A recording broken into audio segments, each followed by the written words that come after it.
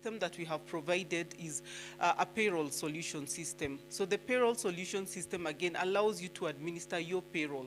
So when you're a business and you have employees, you can be able to log on to our payroll solutions, and all these are free. The business does not have to buy them. You don't have to invest again in an ERP or a payroll software. And they're available on eCitizen. So on the aspect of availability leads me to the second aspect that the Micro and Small Taxpayers Department focuses on, which is accessibility of tax services. So when it comes to making tax services accessible, we are saying that taxation needs to be available first in terms of information, making the information available to people, for you to know what it's all about, for you to know what obligations are. How many of you by then know what an obligation is, a tax obligation, an example of a tax obligation? I have a sweet then, basi muinue mkono. Nani atanipea sweet nipatie wanafunzi wangu? Hata nikiwapea sweet hakuna mkono inakuja. Are you guys really studying economics? Ama economics hamguzani hata kidogo na anything to do with tax? Hakuna mtu amefanya CPA? Yes. Yes, VAT is one of the tax head. Any other tax head? Yes, miss? Pay as you earn, yeah, which I've targeted. Yes? Excise duty, very good. So those are some of the tax heads that we have. So when it comes to accessibility, then we are saying whatever tax that you have, whatever tax obligation that a taxpayer has, you become aware of what it entails. So if it's VAT, what does VAT entail? At what point is a business supposed to have VAT? And when you have VAT, what does it basically mean? So for example, VAT at a very basic level means that you are acting as huyu mtu mwenye anakuanga kwa nyumba naitwa nani? Janitor, sio janitor, what do you call the guy who like takes care of your water on behalf of the landlord? Caretaker. So gava imekuwa caretaker. When caretaker or your building, so you're the caretaker of that revenue. You as a permanent employee, whether they are within the threshold for taxation or not, is supposed to account or show, even informally, you're supposed to enroll that person, because you should not engage another Kenyan or another individual without accounting for them. So that's where PAYE comes in. And when you have PAYE, if somebody is within the taxable threshold, then they would pay the taxes due. If they are not, then they become exempt. So that information and making that information available is part of what we do in terms of accessibility.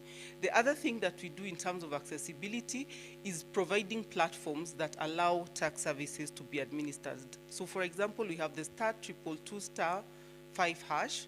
That's the KRA thread that takes you to on USSD to KRA services. So on it you can be able to register for a PIN, you can be able to register for what we call the simple taxation regime, such as turnover tax. You can be able to get customs information, you can be able to apply for excise. So all those services are available when you go on *222*5#. The other platform that we have is the eCitizen portal.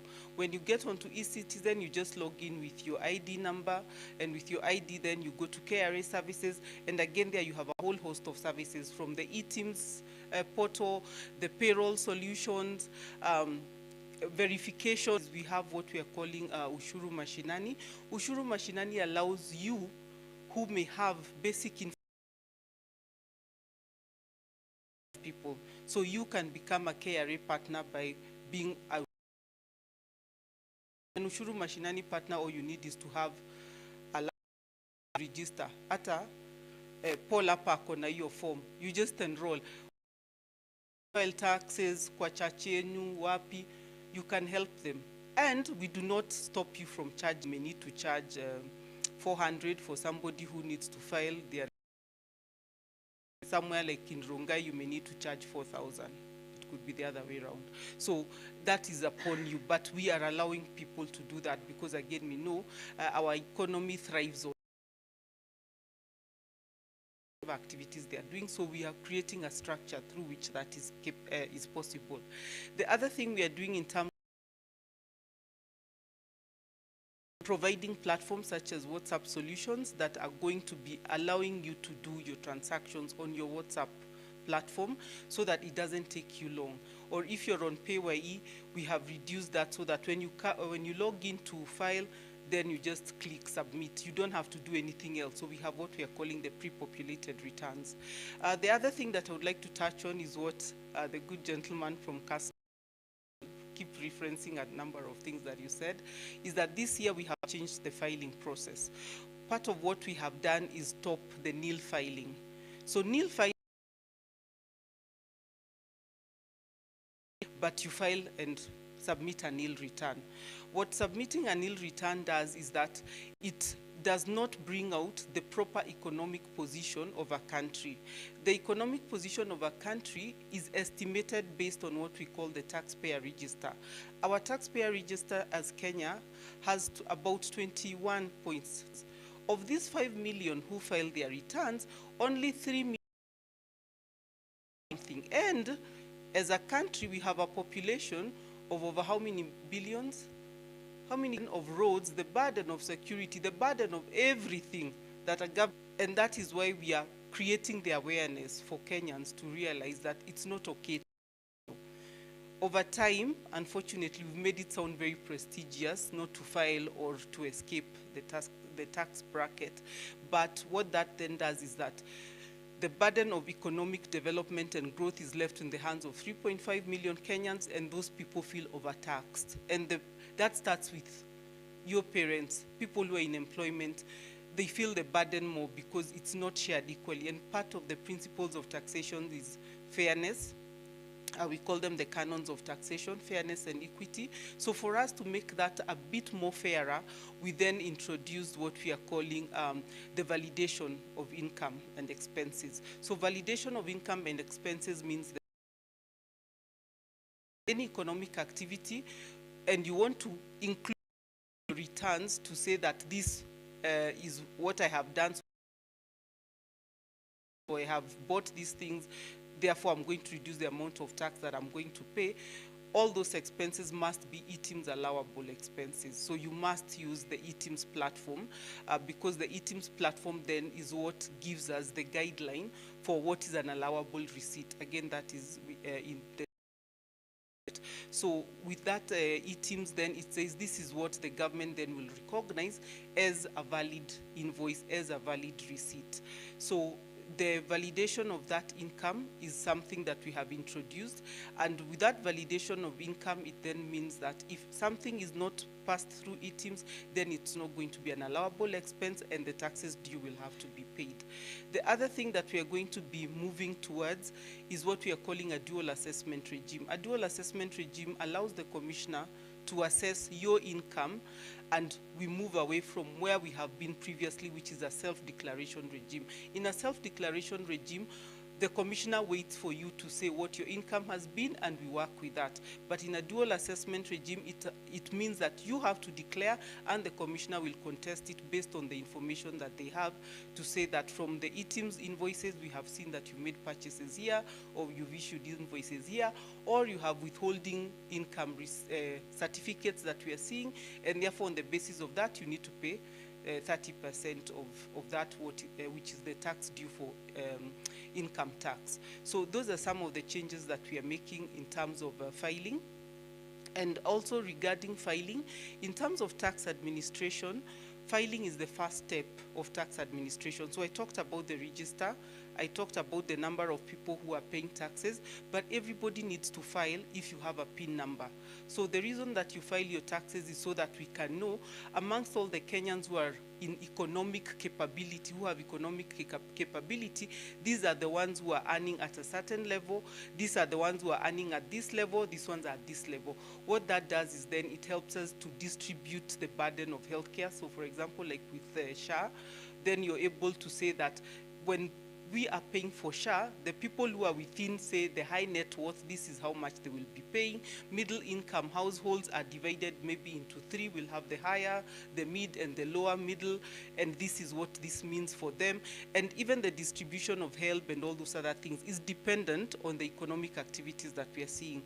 So that is why it's important for us to be able to file our returns, because the tax register is the first macroeconomic indicator of the capability of a country to support itself.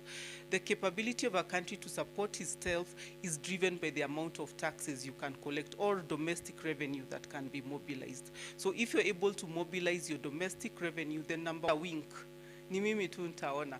Ukitumiwa fare si ni lazima ushow up. Usipo show. So it's the same thing. Countries go through those things where if you're dependent on aid, then it comes with so many other requirements. It comes with so many other strings attached. Sovereignty as a country, because then you cannot run your country the way you want to run it. You must run it under the auspices of the nation that is donating to you, or the bilateral agreement that is funding your operations. So it's very important for us to, at least even at a basic level, be aware of that. So it's important for people to file their returns, and that filing is the first step of tax administration. And then after you file, we go to payments. So when you make your payments, the payments are due for taxes by the 30th of April of the income year. So an income year in terms of a tax calendar runs from January to December. So this year's filing season is going to account for the income earned from January 1st, 2025 to December 31st, 2025. And the filing season runs from January 1 to 30th June of the following year. So this year, 2026, the filing season opened on 1st of January, it closes on 30th of June, and people are going to be filing the income that they earned through the 2025 calendar year. So that income that you earned, you file and pay. So the balance of taxes that are due are supposed to be paid by the 30th of December. So you are allowed to pay your taxes in 4 installments. Part of the simplification that we have done also is make taxation a lot more simpler. You don't have to do the 4 quarterly installments as stated in law. You can pay your taxes daily, weekly, and so on. On the simpler regimes such as TOT, you can even pay for them on your, on your mobile phone as you go along. You can actually choose which mode you want to use to pay for your taxes, and you don't have to accrue it and pay for it much later. But if you haven't finished paying the balance of tax, 30th of April becomes the deadline for you to pay your taxes. Then we do have the date that we call March 30th, which is usually the deadline for pre-assessments.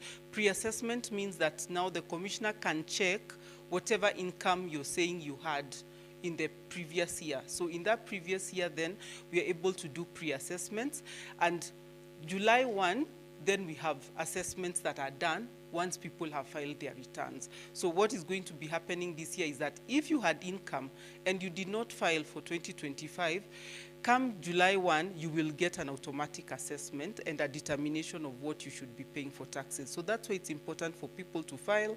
If you do not file, then you compromise yourself, because you will be put to task to prove that whatever the commissioner has determined you should be paying should not be paid. So the onus will be on you to prove that you should not pay what the commissioner has identified.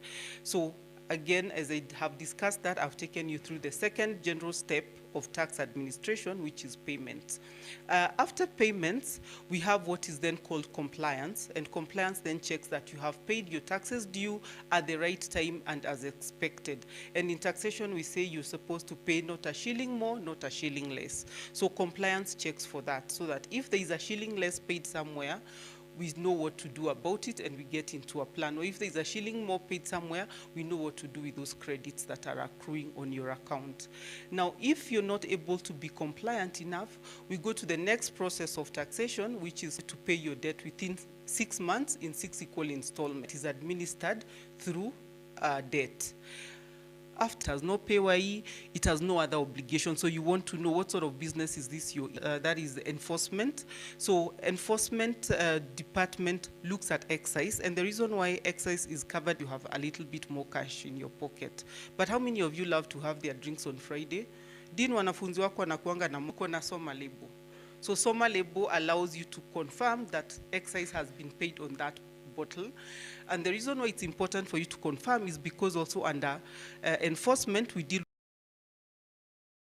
with counterfeit goods are regulated. And goods such as cigarettes and alcohol, because they are fast moving and all that, are very.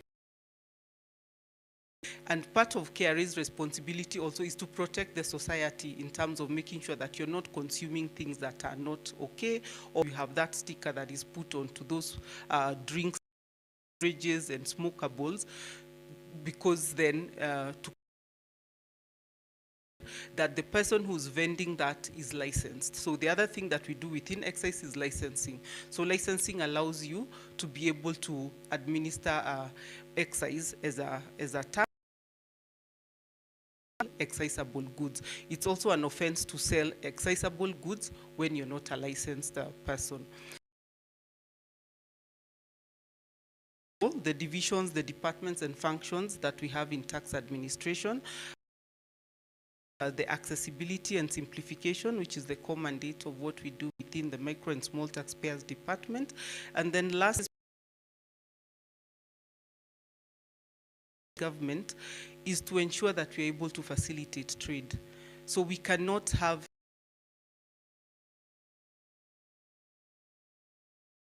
trade. And how we facilitate trade is by implementing the Act. The KRA Act gives us the rules and guidelines for which businesses are able to interact, for which business and commercial transactions take place, whether it's a B2B,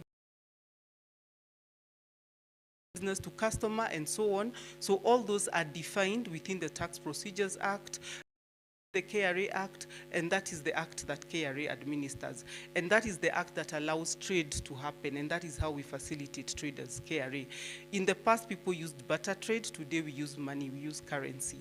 So how we share the currency across, whether you're paying an employee, whether you're paying for a good, whether you're paying for services, is defined there. The terms of trade are defined there, and those terms also then determine how the taxes are collected. So that administration of that act is the framework that KRA implements, and KRA is set up by an act of parliament. So we implement the tax laws. Those tax laws allow us to partake in trade activities, and when an economy is able to trade successfully with each other, then we have vibrant economies, we have vibrant societies that are able to be economically sustainable and that can also sustain themselves, and those who are less fortunate within or amongst themselves are also able to be supported by the same society.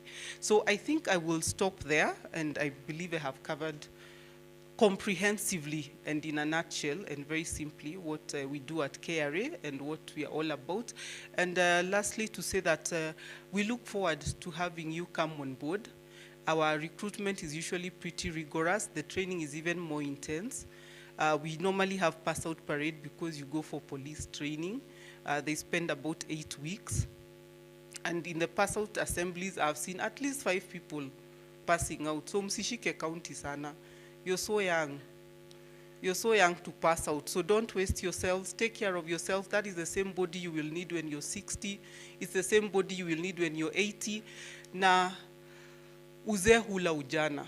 So na ujana ni moshi. So it passes very quickly. So take care of yourself. You're very young. Focus on where you're going. Remember you came here alone. And life is always like that. You may be together in a group right now, but don't forget where you came from, don't forget where you're going, and have your values intact so that at the end of the day, you will be a useful member to this society who will be able to generate income and be able to stand on their own 2 feet. Asanteni sana na Mungu awabariki.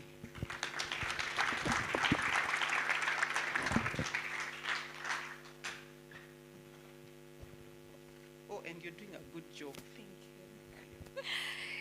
So before we continue, we have the next guest. But it's just from whatever we have gotten from this session. And it's simple. I need the importance of KRA. What is the importance of I just need at least 5, yeah? So if you don't volunteer to answer, then so in 3, 2, 1. We come to you, I need at least. Are we together? So I'm starting here. So you prepare because I'm coming there. Ladies and gentlemen, let's get to hear from this side. One importance of the KRA. To facilitate trade. To facilitate trade. Is that okay? Is that correct?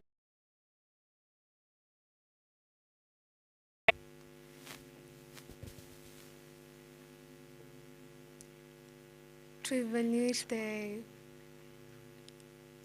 economic growth in the country. Critically. So we will reopen nil returns, but we'll reopen nil returns once we are satisfied that we have reviewed the register and we've been able to make sure that any activities was a nil and non-filer, we've been able to identify them. Once we've been able to do that, then we'll open the register for nil filing to take care of people who may not have income, you know, students and the like. So yeah, it will be done. He seems to have another question.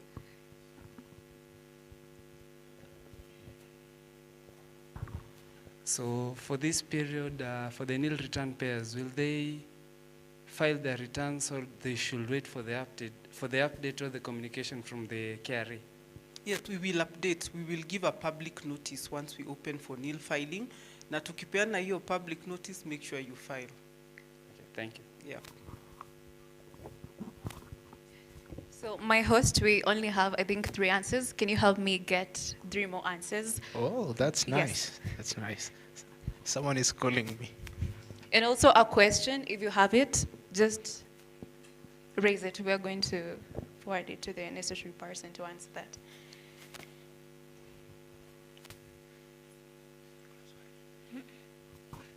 Hujui?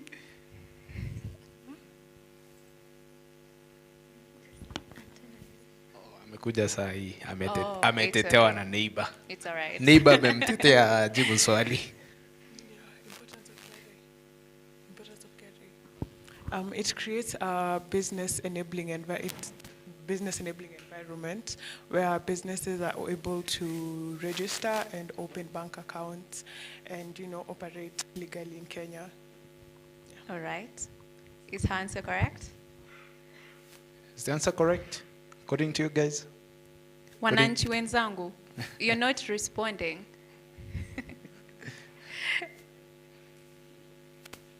There's a question here. Yes, please. Since you have talked about invoices, I wanted to ask, what do you measure? What is the measurement for an KRA approved invoice? By what you mean? Okay. Say that again.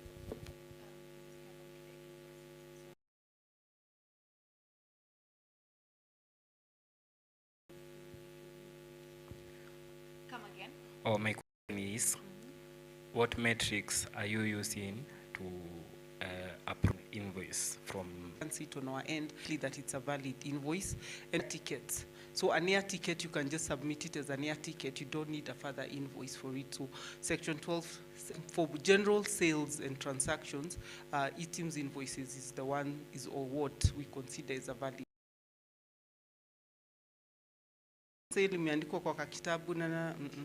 That's not allowed. We work right now for businesses that are below, I think about 10 million. File the e-teams using the invoices. Yes, yes, every business, and that's what. It's okay, we have here. I checked on my shoes. Then I checked on my shoes. I'm getting ready to come to multimedia. You were so none of you put on clothes. Oh, it's his sentence. No, the statement should actually make sense, yeah? So that's what I've just, because someone said they checked on their shoes, okay? Makeup. So no one mentioned putting on clothes. So let's continue. So we assume no one has clothes.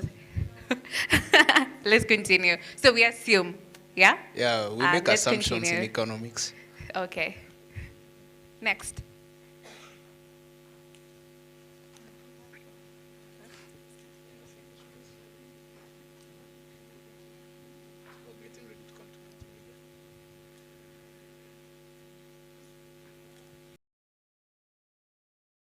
I boarded my bus. You boarded your bus.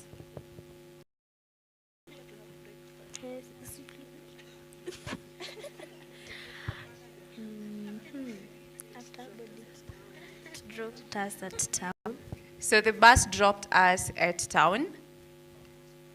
The driver started the journey. Pardon? The driver began. The driver started the engine. We have already been dropped at town. So he has to reconstruct the sentence. Oh, I bought some snacks. I bought some snacks. Okay, I bought some snacks. Here. Can I passed by my coffee spot to grab some coffee before going to the office. Okay, I passed by my favorite coffee shop or spot. Yeah, to take my coffee. And then I went to Ongatarongai stage and boarded a matatu. We're in town. We've just been dropped by the bus. So now someone has taken their snacks. He is going to have coffee. So what next? From town. Rongai. And then I went to Du Bois and bought a hair clip.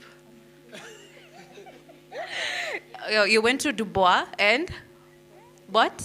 Bought a hair clip. Yes, a hair clip. Yes, please. And then went to the office. You went to the office. Mm-hmm. In a nutshell. In a nutshell. Napenda hiyo. In a nutshell. In a nutshell. In a nutshell. In a Huku nutshell. si-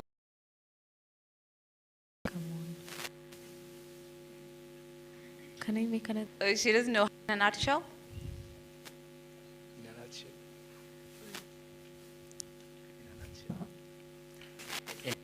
Oh, please make it quick. Okay. Let's leave in a nutshell out of the. Okay, wait. It making sense. Maybe aliona.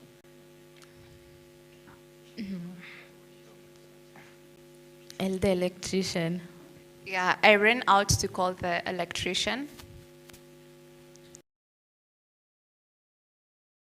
Looked. Of course, you ran out because you were shocked. Okay, I was very shocked, okay? Ni shock ilikushock. I had to hold my breath fast because I was shocked.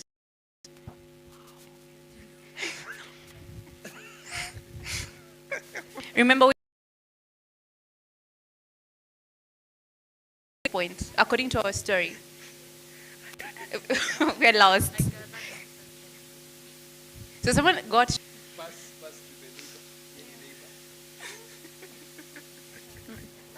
Tunaenda wapi, my guys? The electrician fixed the socket.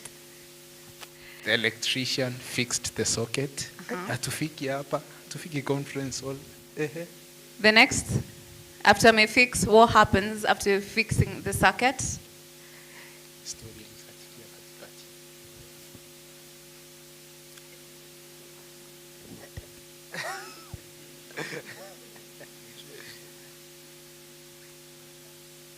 Okay.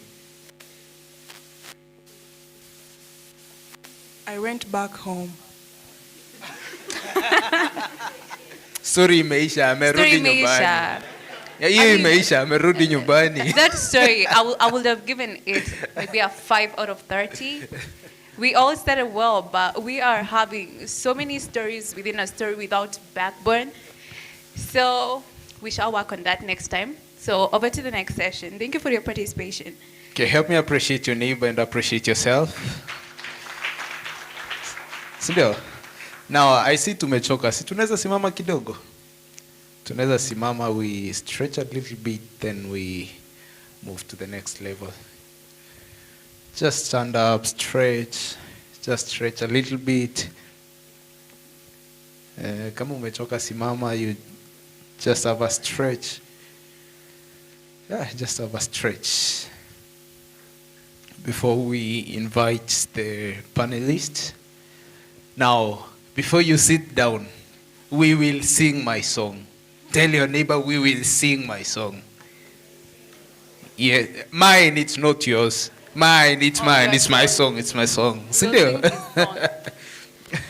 We sing a song. You guys remember the Sunday school song we sang? Sindio? Yeah. I will make you fishers of men, fishers of... Okay, let's sit down. Let's sit down. Let's sit down. Let's sit down. Now down. Let's sit down. Let's sit down. Let's sit down. Nafurahia? Oh, nikae chini. Okay. Are we ready? Are we ready? Is your neighbor ready? Please confirm. Please confirm. Please confirm with your neighbor. Tutajua kama ni male ama ni female sahi. Okay. We go it 1, 2, 3. I will make you fishers of men. Fishers of men. Msisimame na mgongo, fishers of men. I will make you fishers of men if you follow.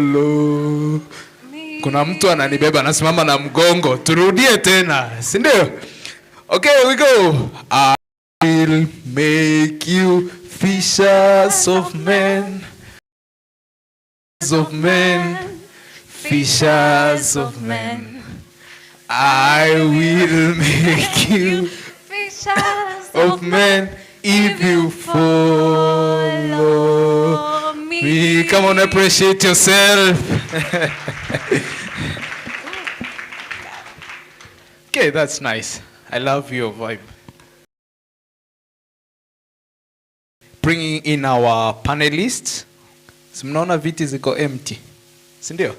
So you'll, when I call a person, you clap your hands kafike. Si ndio? Are we ready? Mtaniangusha? Watu wa hii pande mtaniangusha? Hii pande mnaweza patana na yeye kwa interview. Mpigie makofi vizuri. Mtapatana, akumbuke hiyo. Up on stage we have the Excellency.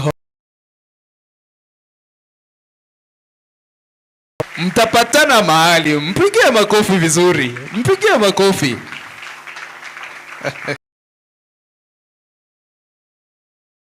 Q. Now the third person, who can guess? Can guess the third person? Eh? Spencer. Ehe.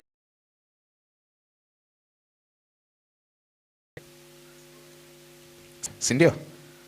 Unajua hata mimi naweza kuwa hapa. Naweza patana kwa room mahali. Hata kukumbuka.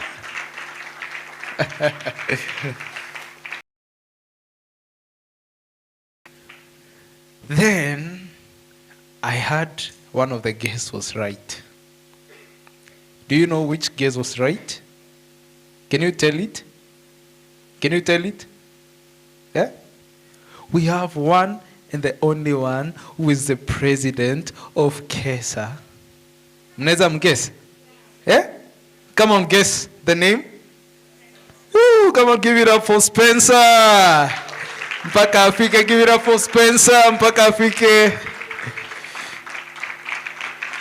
Ameweza, hajaweza. That's KRA for us.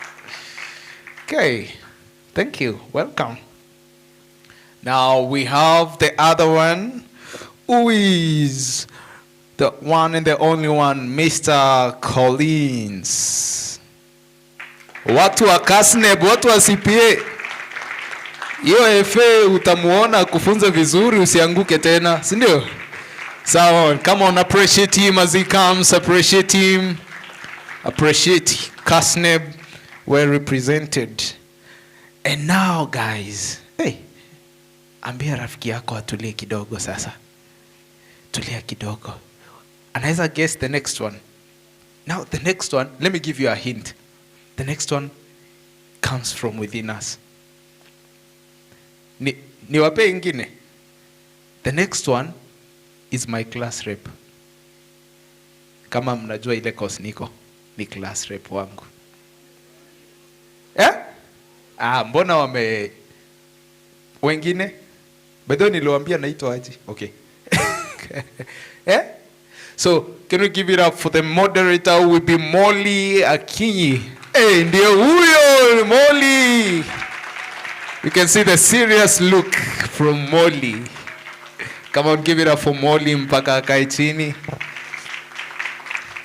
Okay, and now I present to you the whole panel crew who are here. Wanakaa aje? They are loaded.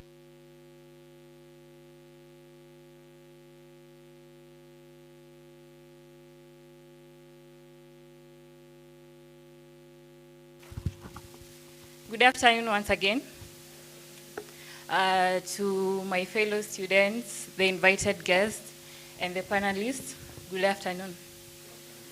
My name is Molly Akinyi. I'm the Deputy Chairperson for MMUESA Club, and I would like to welcome you to our Research and Development MMUESA Summit. Moving on, I would like to reintroduce our panelist members. From the far right, we have Mr. Collins from CASNEB. The second person, we have Spencer from KESA. She's the chairperson. And in the middle, we have the Deputy Commissioner from KRA, Ms. Patience Jau. And I'm not sure if I'll guess this right, but I'll try my best. We have Mr. Norbert from KRA also. And the last, but not the least, obviously, we have Mr. Paul from KRA. Is that a mic? So moving on, our today's discussion, we focus on the critical issue of how governance, political stability, and innovation can work together to strengthen Kenya's economic stability and boost the investor confidence. And we all know the theme of discussion today, that was the strengthening economic stability through governance and innovation. So for the first round, I would like to ask a general question, and then maybe we can do a follow-up. Then from there on, we'll ask questions from each institutions or industry, maybe with a follow-up, or where there is something unclear, maybe we'll clarify. And also to our guests, that is the students, this is the time to listen, to acknowledge what they're saying. And if you have questions, there'll be papers passing around. The team will pick them up. And before we end this discussion, we'll have a Q&A session. So please be patient with your questions and they'll be answered. Thank you. So as we start off,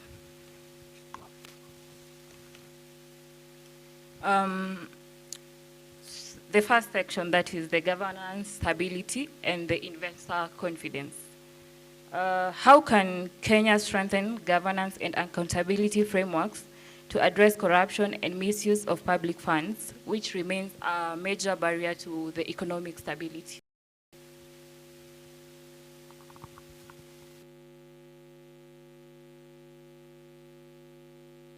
Kenya address all of this? It's a matter of accountability mechanisms that we have within ourselves to be able to guide how we operate in life ourselves, and then now being able to push, whether it's leadership or just people in authority, to be able to do the same, or just even institutions as a whole. At times there's a gap between that insight and that knowledge and how we execute it.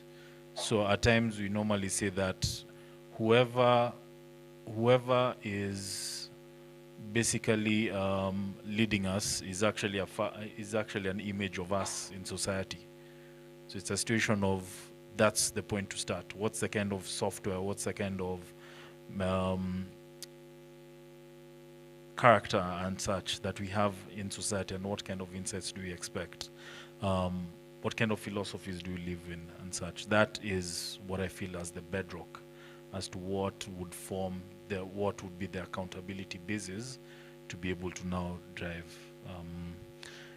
economic prosperity and everything else. Thanks.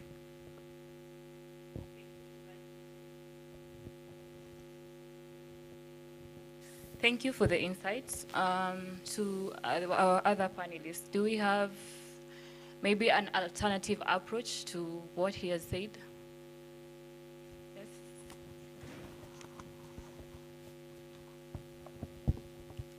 Thank you very much, and I'd also like to point out that I'm humbled to be the representation of the youth in this panel. I promise to give it my best, guys. So on that question, I think it is dependent on not just our institutions, but us as well. We need strong institutions, and us as Kenyans need to incentivize the type of leadership we want amongst our leaders. So on the strong institutions, we need them to enforce law better. We need them to monitor the government. We need transparency, because with transparency, corruption wouldn't easily happen, or would probably not happen. And on our side, as individuals, because that's where we have much to do, the first thing would be to register as voters. How many of us tuko kadi? Kila mtu ako kadi? Wewe mwenye hauko kadi, we are seeing you. Don't let us down. Go get your voter. Go get registered as a voter. The other thing is,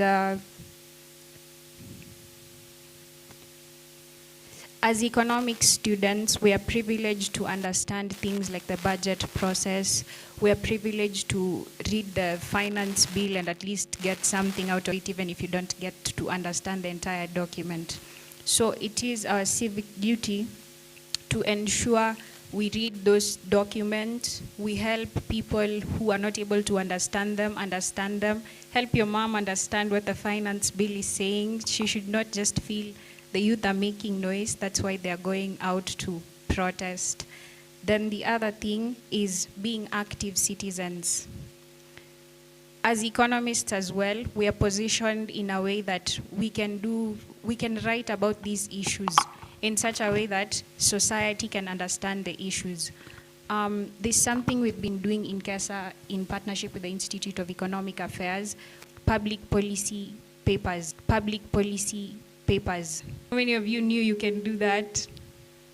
Yes, we can do that. So it is our role to be active citizens, responsible. We should know where it's going, and it's like sending, when your mom sends you to the shop. Okay.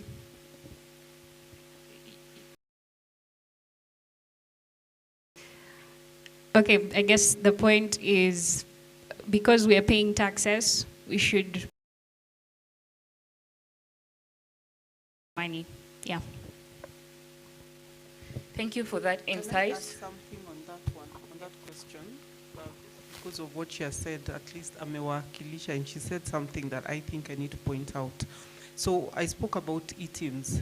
So for example, one of the things that as an institution, as government, in terms of governance, we are doing is creating transparency and visibility of economic transactions.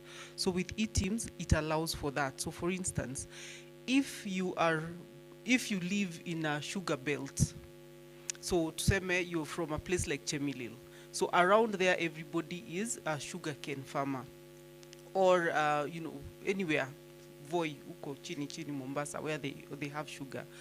You will find that in many instances the millers will claim input so that they do not pay taxes, using IDs of farmers who they will claim to have paid, say 500 million. Those are the sort of figures they will be claiming.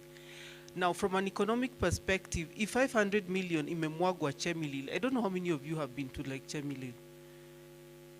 If 500 million imemwagwa Rongai, simtaskia kishindo, the supermarkets will be full, M-Pesa shops will be vibrant, bars itakuwa zimejaa, people will be everywhere.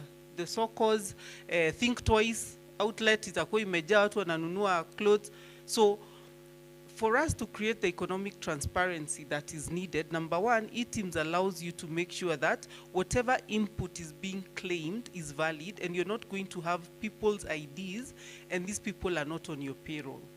So you have those people on your payroll, and they will receive an OTP to confirm that they have received the 100,000 or the 1,000 that is attributable to each of the people, so that this miller can claim their 500 million that is attributed to labor. So in the absence of that, then you will have this miller claiming that as an allowable expense, and if we do not put in place the right systems to create visibility for it, then it will be very unfair, because number one, what we are saying is, on paper, it seems like the people in Chemelil are generally okay because it's a sugar factory and people are enjoying a lot of money and therefore economic activity coming from that sugar factory. But in reality, kwa ground vitu ni tofauti sana, people don't have that money.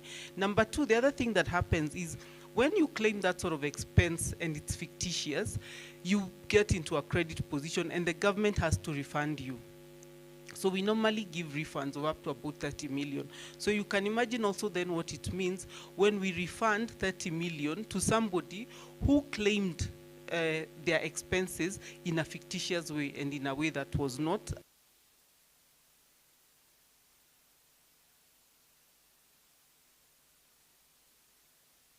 of these economic transactions and the transparency, so that even if we give this manufacturer their refund, it is actually a valid refund. So in a practical sense, those are some of the things that from a governance perspective we are doing to ensure that there is that transparency, and we then are accountable for the funds that we are collecting and the administration of the same.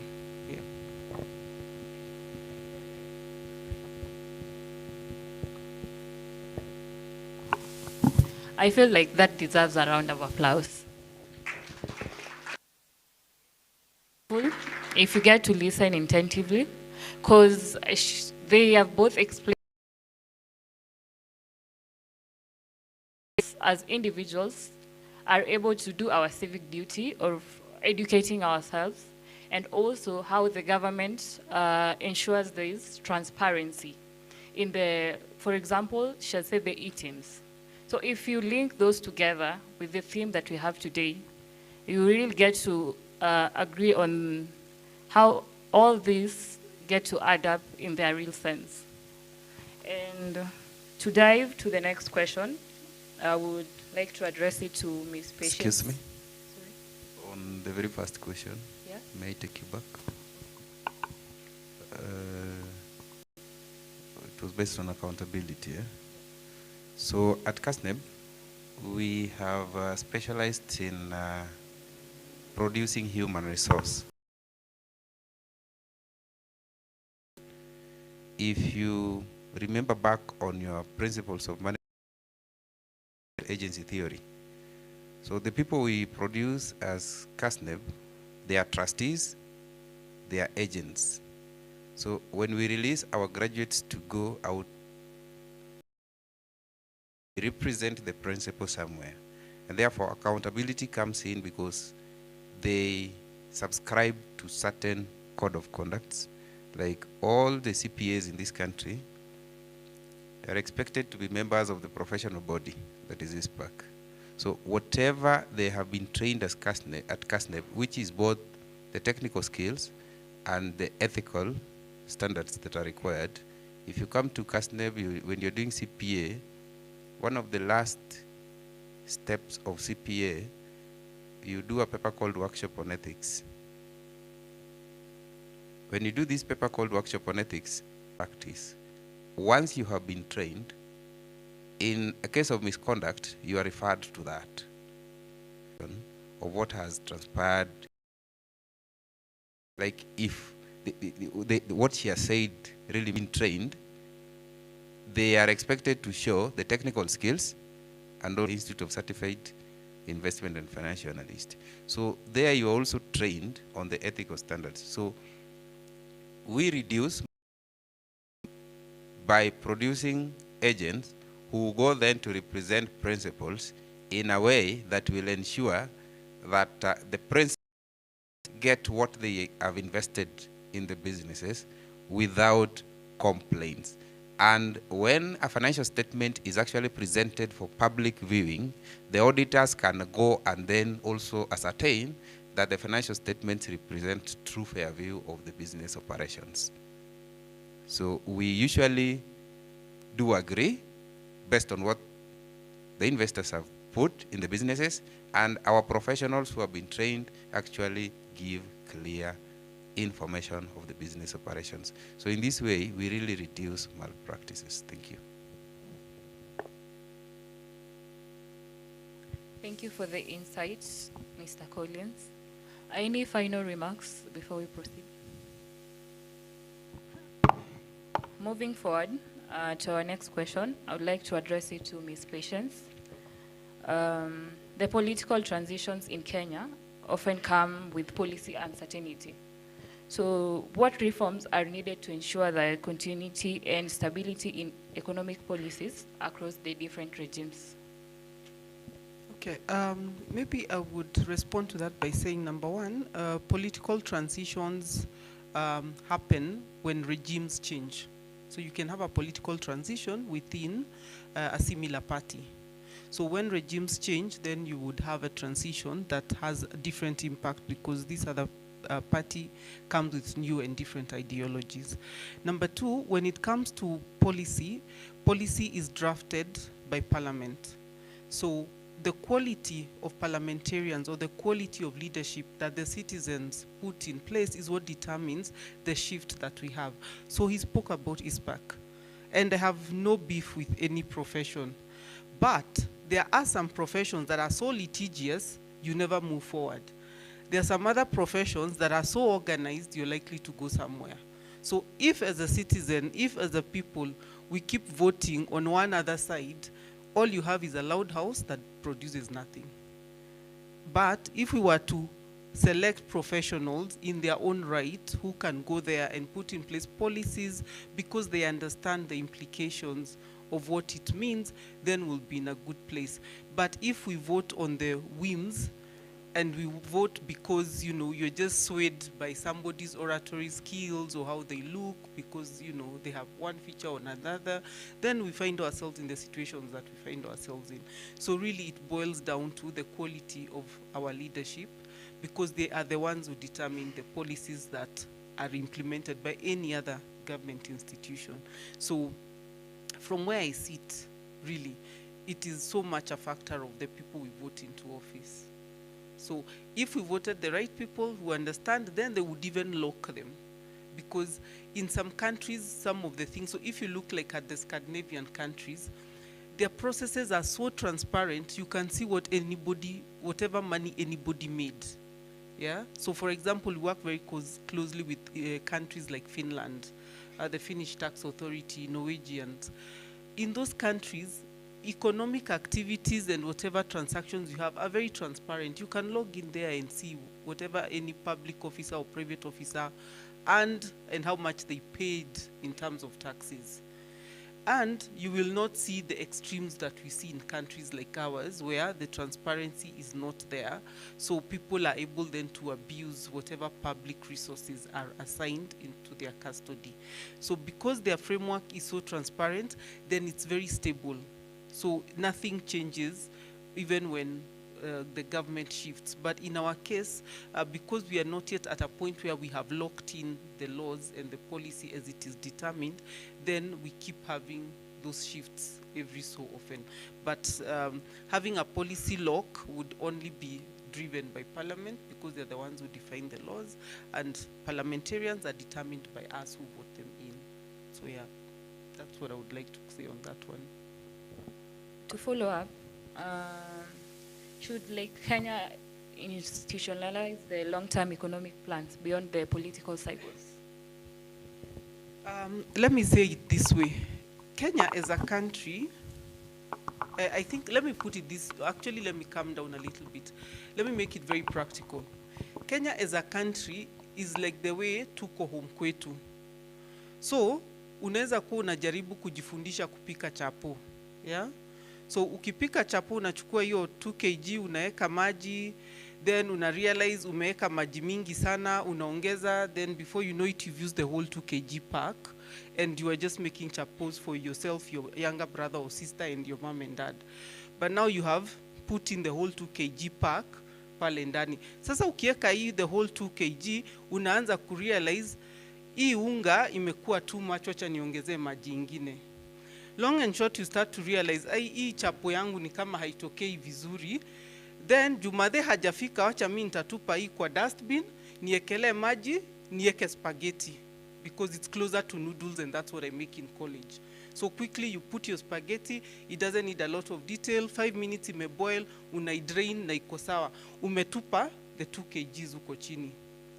Now, what happens at an economic level for our country is the same thing.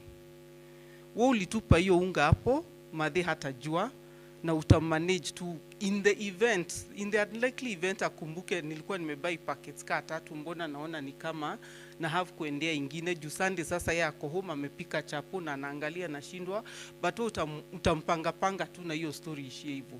So in the same way, that is how our country runs. Your mom cannot throw you out juu ulitupa 2 kgs za chapo. In any case, by the time I realize ni Sunday na ulizitupa Monday juu haukuwa na classes, ni ulikuwa umeona wacha ni chill home nipike chapo, because the whole weekend nilikuwa not very good. Yeah. Now, when it comes to the economic application of that, we run our country in the same way. So we have these laws and rules and regulations that we make. We may want to lock them in. However, the stage of development that we are in does not allow us to get there fast. So we are still in a very dynamic state where things keep changing a lot. So for example, for you to lock in some of the things, say around say transport, we would need the infrastructure of the country to be very solid. But right now, our infrastructure as a country, mmeona juzi tuna swim away. Na hata hatukuwa tunatarajia we may need a boat in town. But the cost of reconstruction after that then calls for funds that had not been allocated to do that. So up to a point where we are able to have the basics, and that is where infrastructure is one of the basic tenets of development. If we have infrastructure right and it's locked in, then we would be able to get to a level where we are saying year on year, we are now able to implement firmly the mid-term or the long-term or Vision 2030 economic plans.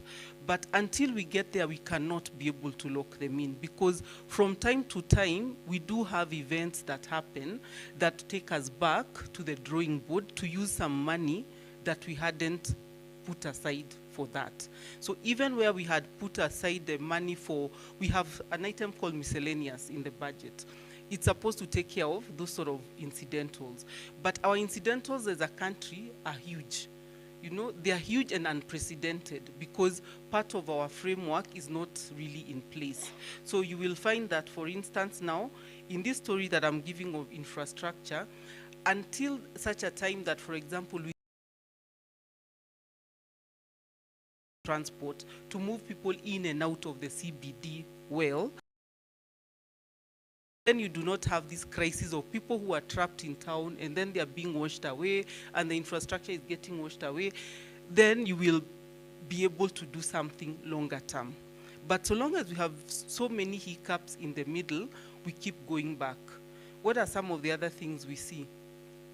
We end up seeing situations like mass graves. From a security perspective, you may not be aware, but the resources it will take are resources that were not planned for that. So you will have a mass grave in Kericho, there's another one in Shakahola, there's another one. Again, that takes away security resources that would have been used to lock in, say, border security, so that at our borders we have maybe scanners and everything, and we lock in and reduce the porosity of our border. any internal domains going on, they come in and take us away from the goal. So what I'm saying is, until we get to a point where our economy is a little bit more stable, where even in our homes now we are better able to plan, what we see, pewa 1,000, by Friday utakuwa umebakisha 100 bob. How many of you are able to do that? I'm sure there are very few. Ebu, please show me how many of you are given 1,000 na mzazi wake for the week, na by Friday bado uko na kaa so tano hivi. Thank you. So that's the same thing that happens at a national level. So we may have the funds, we may even have the budget, and we are very sure and committed that this time, by the way, we are sticking to the budget. Lakini, kitu kingine kikakaa kinakam, tunakuwa na kizungumkuti, tunasonga hivi kwanza, tunasahau tulikuwa hii side. So that is what happens, yeah. Yes, and it comes obviously with a big budget because it's a public issue. Public concerns take a lot of money. So that is what tends to happen. Thank you, Ms. Patience. To add on that, I think Mr. Collins would like to. Thank you. Just to add on that, it is good you asked a question, but it has been answered, the 1,000 shillings. None of them can keep 1,000 shillings from Sunday night to Friday. So you can see that is how our budget works. She talks about miscellaneous being significant part of the budget. And there are things that come up. So we have certain things called the MDGs. Then they have the Vision 2030. And during the President Uhuru's last term, we had 4 things: the affordable housing, food security, employment, and health. Yes, where we were having the it's called what? Universal health coverage. Yes, the 4 agenda. And then, how then did we transition to the next political leadership, where we have now the bottom-up economic transformation agenda? So we have the MDGs, we are fitting in with the Vision 2030, and then we have the four pillars, and then now we have better. The question is, how then do we synchronize the different political leadership agenda into achieving the Vision 2030? Most likely, and the other one is usually the political manifesto. If you look at the opposition right now, they have a manifesto. The President William Ruto, he also has a manifesto, but according to him, is continuing with the bottom-up economic transformation agenda. Which one is superior, or which one does the President subscribe to? Whatever the President subscribes to is what the ministries or the cabinet secretaries will then implement, going down to the departments, ministries, and agencies. What, therefore, we need to be told, and she mentioned that we need public participation. In KRA, we call it taxpayer education. Then we need to enlighten the public where we are going. Because you cannot start. Nani hajai ongeza maji kwa ugali? You put unga, then you realize that the maji is, hii unga itazidi hii maji. Then you do that kettle somewhere, and then you pour in. That is something that someone in this country can see, that our things, we don't know which one is leading, which one is following, and which one is. Then we also need to have a prototype plan somewhere, or so-called plan B, so that if this one fails, then we are going to adopt a secondary plan. So sometimes what we are not told, most of us are behind the leaders. The leaders have the script, but we are following them. We do not know where they are going. So at the moment, the political changes and transition, we have also specialized into leaders having information. So if we are asked something, and then we are told, President ndiye anajua, VC ndiye anajua, we do not communicate so that we meet and decide to know where we are going. In those jurisdictions where there is transparency, certain things are taught at an early age. If at this time we do not know tax, and the first thing that is going to happen next year is us getting an income. So if you are going to receive an income but you do not know about the tax system, then it means the tax authority or the education system omitted something. So for this political challenge, my suggestion would be public enlightenment, public education, public participation, so that people know what we are doing. For the case of Nairobi, for example, if you look at it on a rainy day, I would suggest that we move Nairobi out of that place, or we have a separate city. Nairobi is the city that has 6 million during the day and 4 million at night.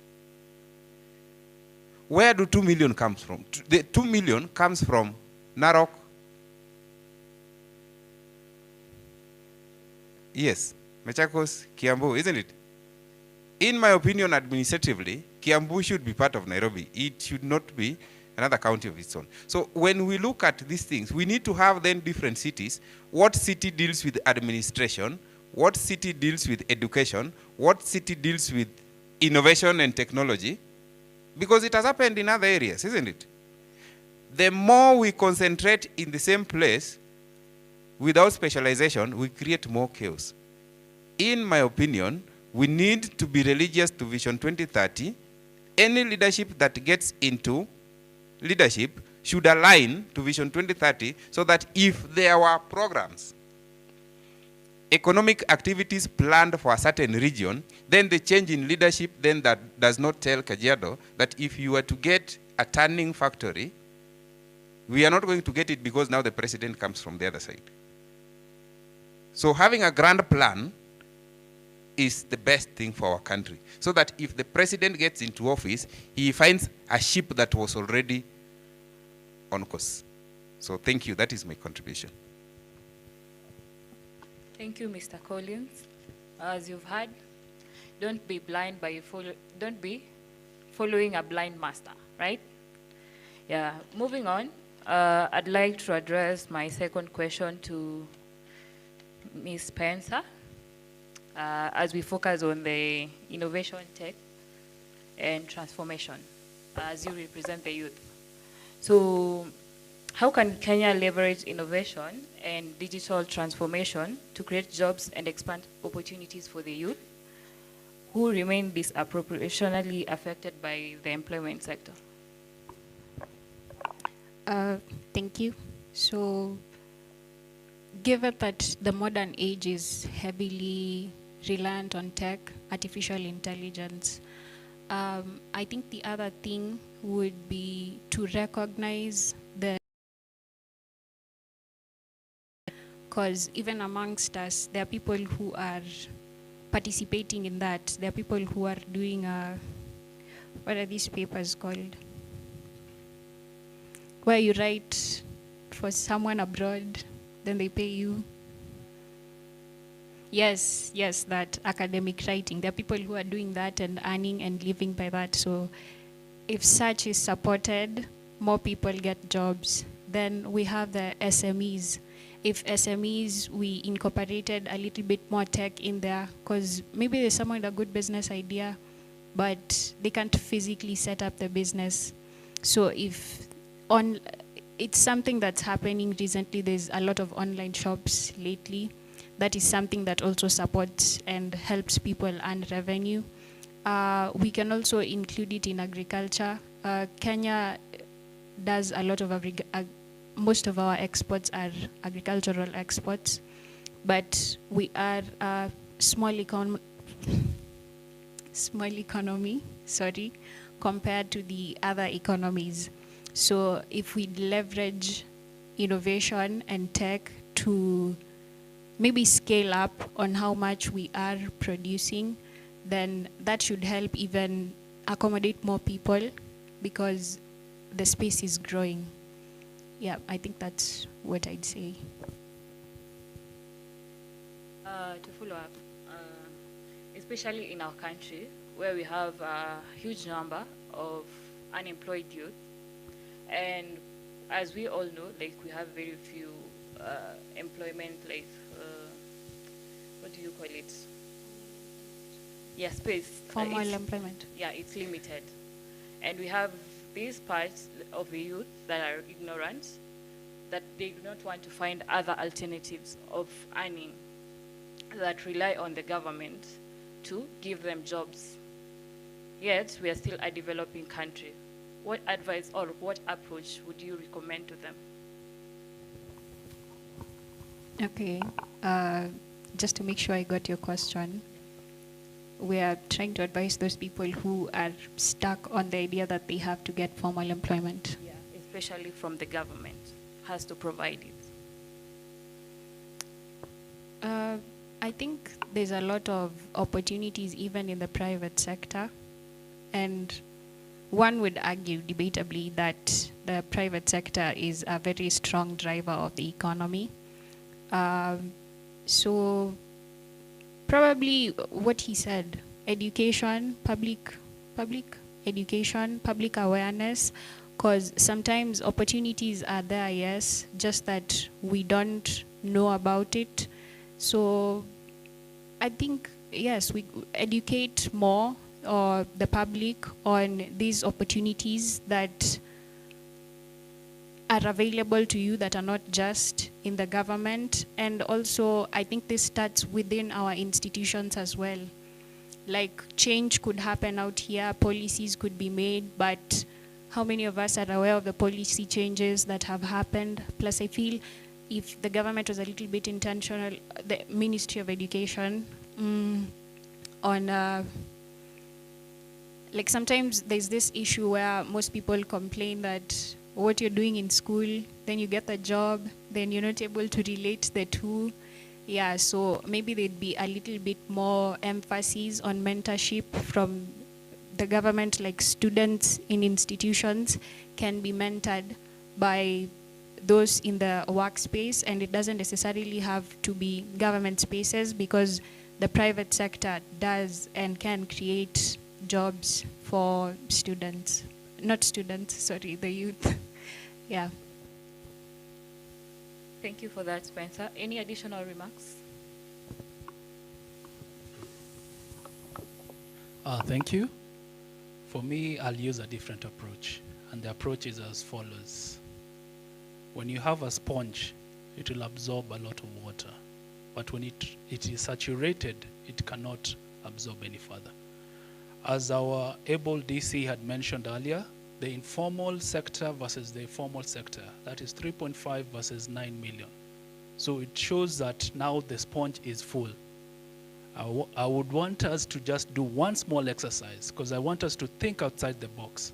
Whatever I'm going to tell you is how to change the mindset. So with all permissions, kindly close your eyes for just a few seconds. Imagine you're in the middle of a forest alone, and you only have 3 stones in your provision. During this time, you're meant to have food, shelter, clothing, warmth, and security. Now open your eyes. In that particular scenario, what would you do? 3 stones is all you have, but you need to survive, okay? You need to think outside the box. I'll use the stone to, let's say I kill a rabbit with the stone. Then I sharpen the stone, I use it as a knife to skin it. The skin is what I use to keep myself warm. I hit the 2 stones together to give me fire, which I'll hit the rabbit and eat it, so I have food. Then also it gives me warm so that I don't get sick. The same stones which have been sharpened right now can also act as spears, which will keep me safe. So, ladies and gentlemen, all I'm saying is we need to open and change our mindsets. The traditional mindset where go to school, study, get a job, that one is gone. At this particular juncture, we need to look at the 3 stones. And what am I referring to when I say the 3 stones? First, it's called the EdTech, which is the educational technology. When we are in the, for example, the university as we are, we need to be taught about the technologies that are out there and how we can maximize them. Second, it is the technology startups. How do we promote them? Do we have donors who can come in and also give us that ability to promote ourselves? As we were singing, we want to become fishers of men. Don't give someone a fish, teach them how to fish.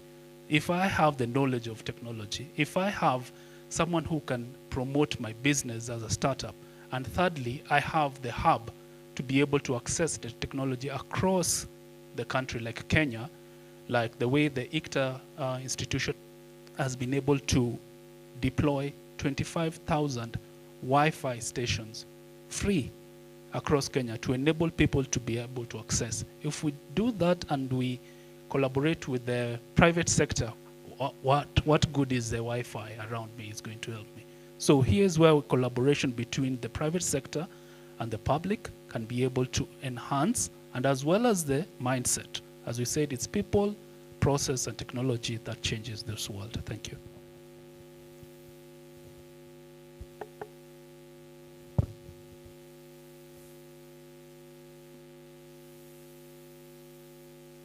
Thank you for that insight. Ladies and gentlemen, change your mindset. It's all about it. Moving on, I would like to address the third question to Mr. Collins from CASNEB.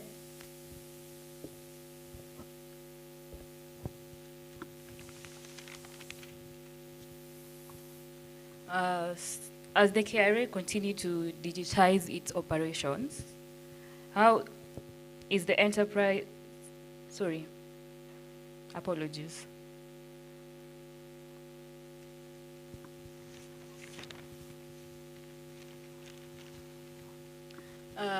With the growing demand for skills in governance, finance, and technology, how is CASNEB preparing young professionals to thrive in an innovation-driven economy?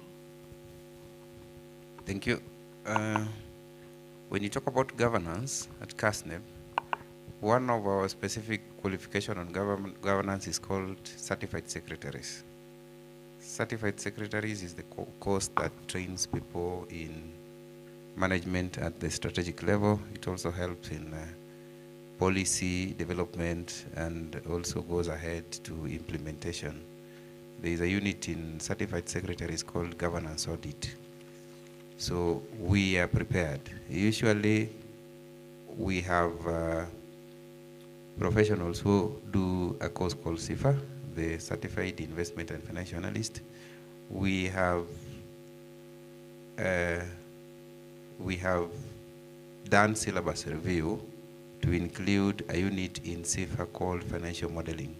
Financial modeling helps the CIFA graduates to use the current digital tools so that they are able to do data analysis, and this enables to have professionals who are now ready for the disrupted business environment.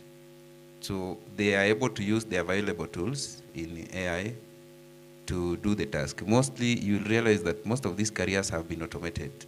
There is no accountant who sits down with a lot of papers. You have just been told that e-teams,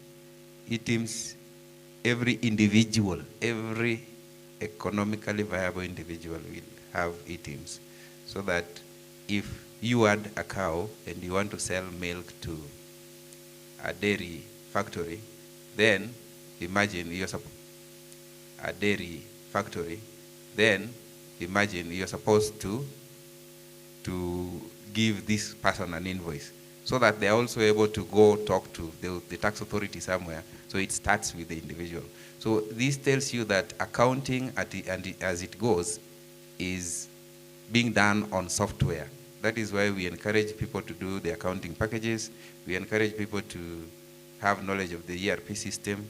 We encourage people to do data analytics equipped, and what the business environment needs at this time. They are ready, they are employable, unemployable, cast 5 years, we review our syllabus. In 2027, in the year 2028, we are ready to examine the graduates of competency-based education. So that is how ready we are. We only have 2 left in high school, that is Form 3 and Form 4. We are ready for the grade 10. Where they will not need a C+, we know how we are going to examine them. We have our examinations done on multiple choices. The people who did CASNEP some time back may not agree with us that now we have our CASNEP examinations, 13 CASNEP examinations. Out of 13, 10 are being done on computer-based examination. Only 3 are being done manual, and that is CPA, CS, and CIFA. And we are moving there. All the 3 are going to be offered as computer-based examination. Thank you.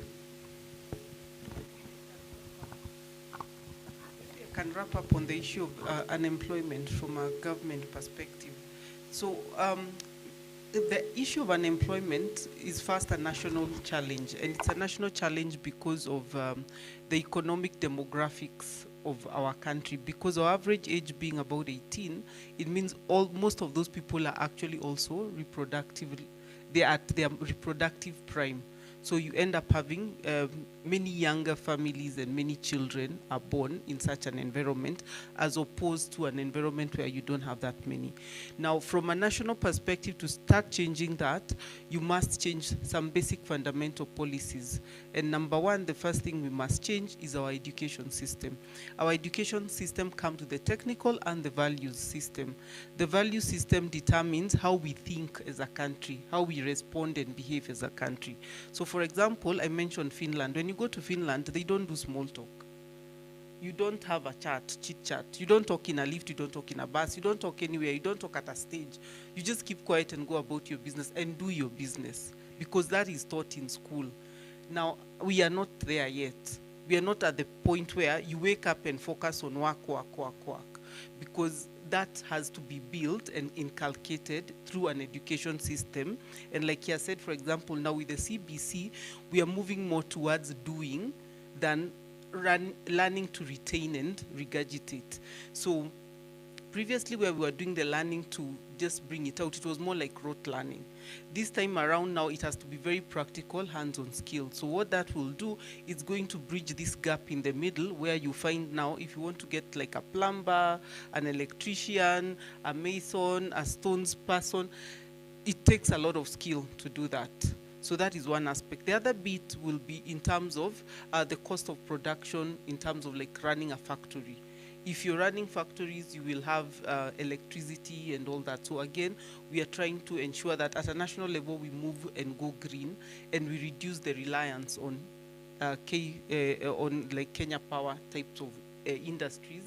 Because if you're relying on Kenya Power, then it's very expensive to produce anything in Kenya.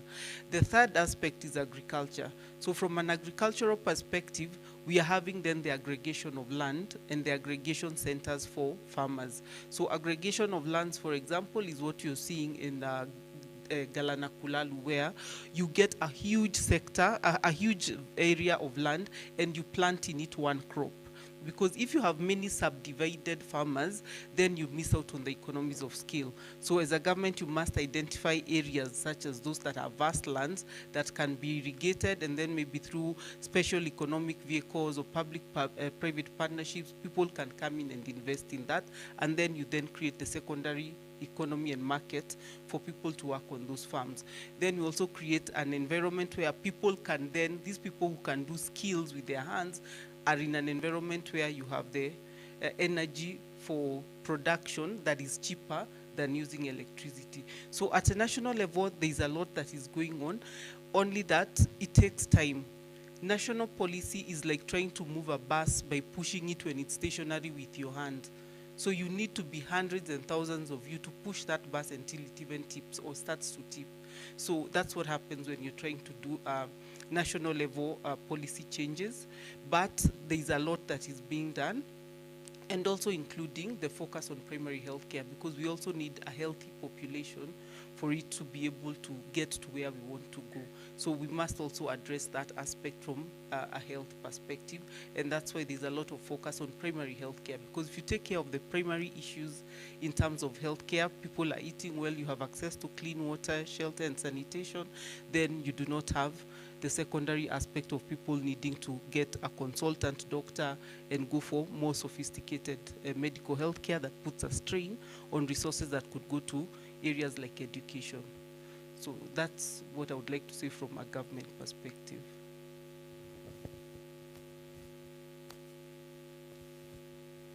Thank you for that insight. Any final remarks before we move on? Okay, I'd like to address the next question to Mr. Paul. The rising public debt and high taxation have been a pressing concern for Kenyans. So how is the Kenya Revenue Authority balancing effective tax collection with the need to ease the burden on households and businesses while still supporting the economic growth?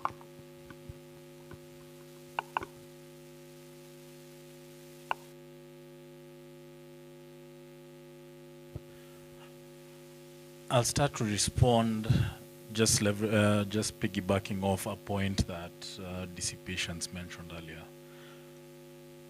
When it comes to issues of rising cost and just how to balance the entire macroeconomics, it's a factor of the kind of laws that you have, right? So for example, if commodity, let's say there's now external shocks, for example, in the Strait of Hormuz, which potentially will increase our fuel expenses. But there's a way all the levies and taxes are already defined in law with regards to how fuel comes in.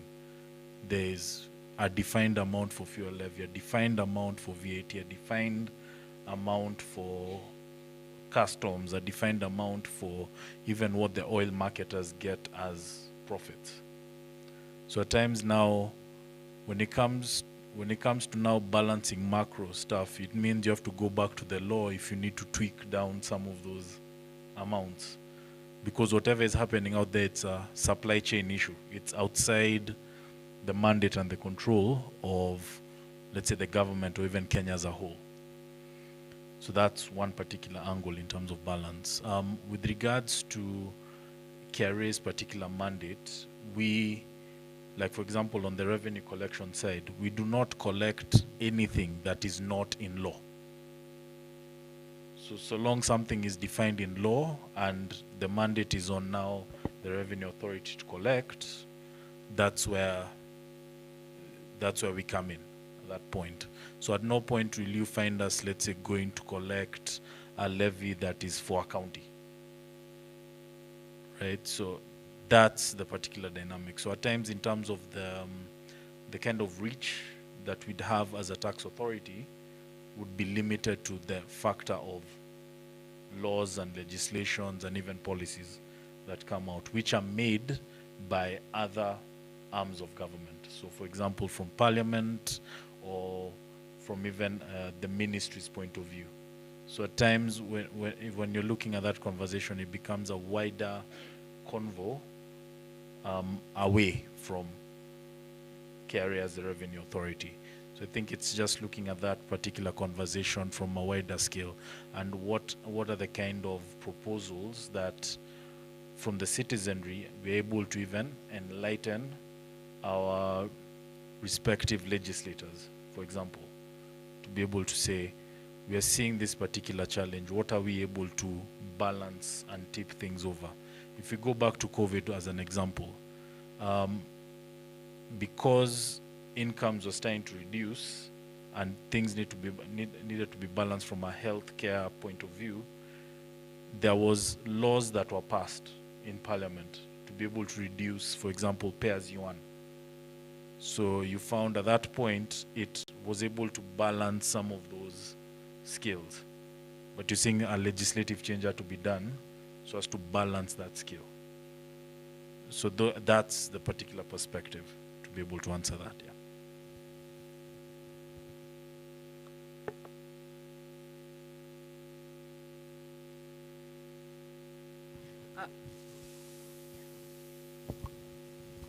So I think the bit I would like to add on what he has said is also in terms of the collection of revenue, part of what we do and the reason why we are making it simpler and more accessible is so that we can do taxation at source.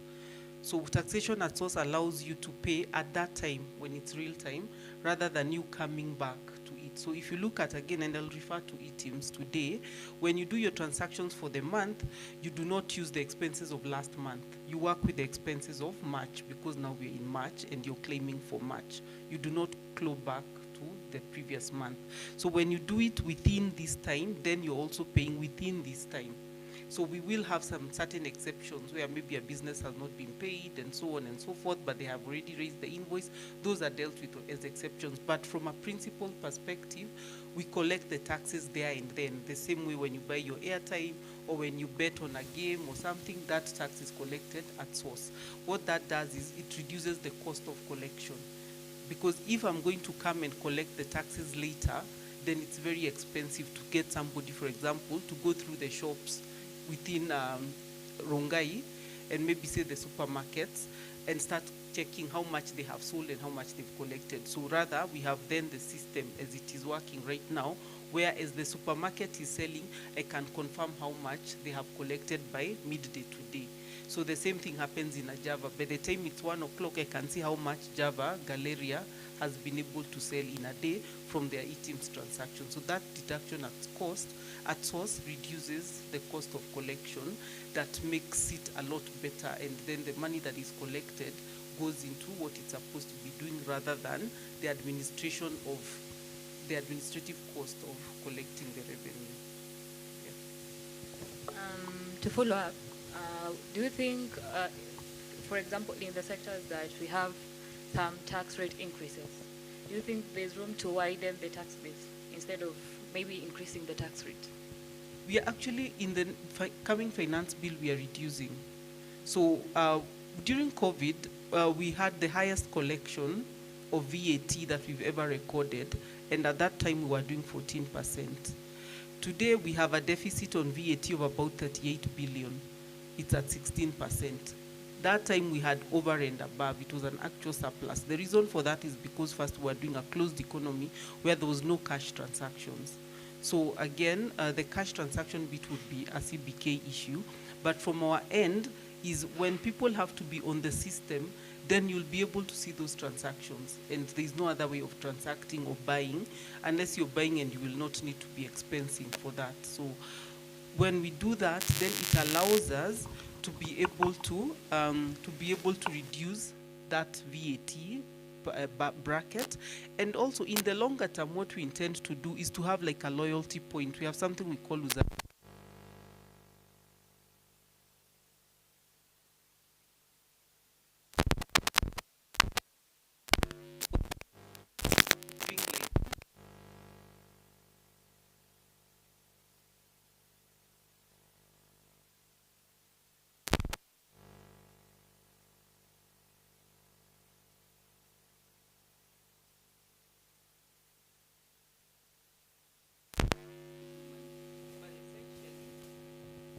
but essentially you need to be able to cushion those households that cannot take care of VAT, so that if they buy a vatable product,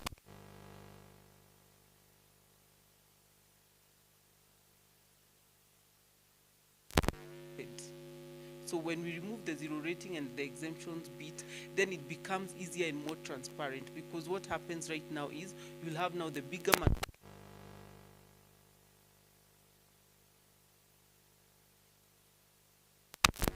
from VAT.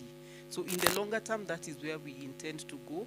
But right now, what we are trying to do is just make sure that it's a lot easier and seamless to collect, it's transparent, and we'll be reducing that VAT threshold so that more people can be able to connect.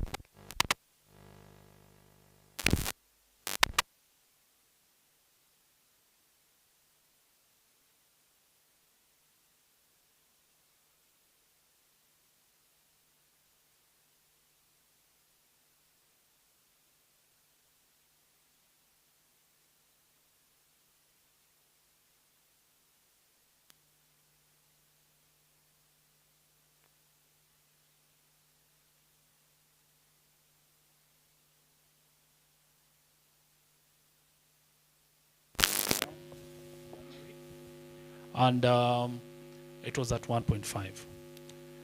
But we had to adjust that in 2024 to have it's called what is it called? The SIP, which is a significant economic presence. Why did we do that? This is because we only had, the DST was only limited to a jurisdiction, which was Kenya. So you would have other companies working abroad through the internet to actually get profits from Kenya, but they didn't go taxed. And through the OECD, we came up now with the new law that enabled for taxation of big companies such as Uber. You know, Uber doesn't have an office in Kenya, but they make up billions. So it would be, it's part of the tax expansion, as the DC had mentioned, to be able to tap into organizations outside our jurisdiction. It is a global, one of the frameworks that are actually being used. And this one also cushions the Kenyan content creators and so on. Anyone below 5 million in an annual is not submittable to that particular tax. So this encourages self-employment, creation of wealth and revenue within our organizations in the country without pressing down on the taxpayer further. I submit. Thank you for that insight. Moving on, I would like to ask you the question now. Just hold the mic. As the KRA continues to digitize its operation, how is the enterprise architecture being leveraged to align tax administration systems with broader economic goals, such as the improving compliance, widening the tax base, and also enhancing the taxpayer experience? Thank you for that. Well, what we'll say is accessibility. If we have many people accessing our environment and our systems, then we have a higher tax base. And how are we doing this currently? We have the GovConnect. This is an API platform that enables external organizations to plug into KRA directly without having a one-to-one connection with KRA. Okay? This enables them to be compliant. As the DC had mentioned, compliance is something very critical for any business that will be running. And this one makes it seamless in the sense that despite your technology, we may be on a higher technology as KRA, but maybe due to the economics and the strength that you have, budgetary strength, your technology may not match ours. But to be able to divert that, we enable you to connect through the API. Okay? This is application programming interface that enables you to actually connect two systems to communicate together. And in this particular platform, we have managed to have several public participations in terms of the developers who have been encouraged to come and try and come up with APIs. What we do is we have a standard API criteria that if you meet as an organization, then you are allowed to link directly to KRA, making it a seamless and effortless experience in terms of taxation, and therefore increasing also the tax base expansion to our stakeholders and citizens.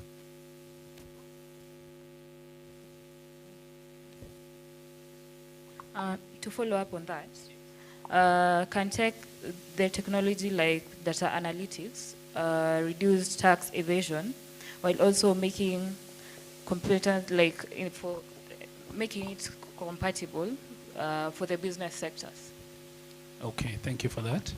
KRA collects a lot of data. So when we talk about the big data, we will ask ourselves, what do we do with it? When we integrate with other organizations that actually like the land ministry and so forth, how will they help us in terms of gaining the rental income and increasing it? So once this data is actually collected, we have a data analytics center of excellence that is being finalized. This will enable to do that analysis on the data that we have. If we see person X has not been remitting the rental income. But when we look at the Ministry of Lands, this gentleman has 50 plots in Nairobi, but none of them are being remitted. It enables us to narrow down, and that's when we can be able to increase our revenue by looking at the non-compliant individuals and be able to satisfy that particular aspect.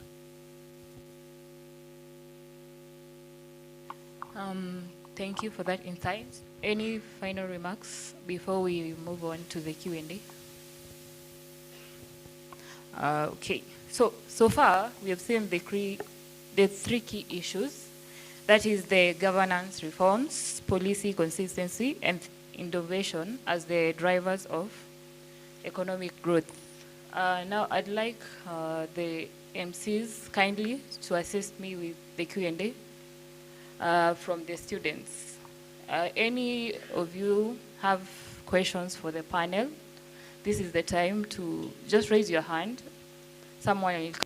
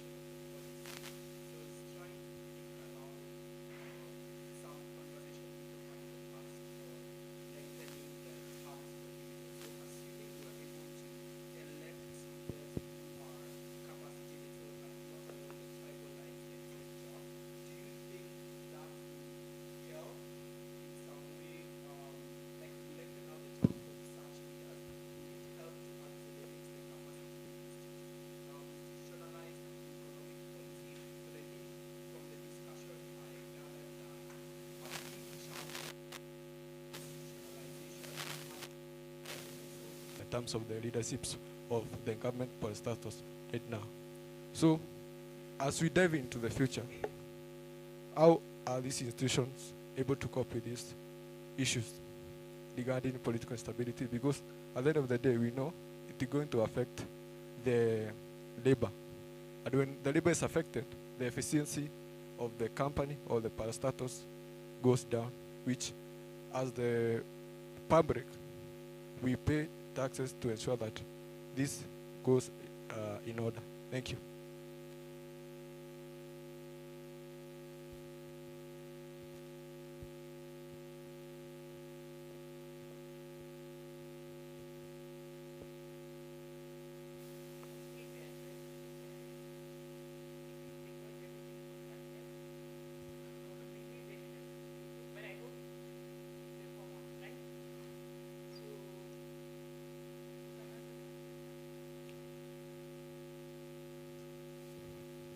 So maybe I can take up the one for the digital service tax in terms of if there are any exemptions. Well, as I mentioned,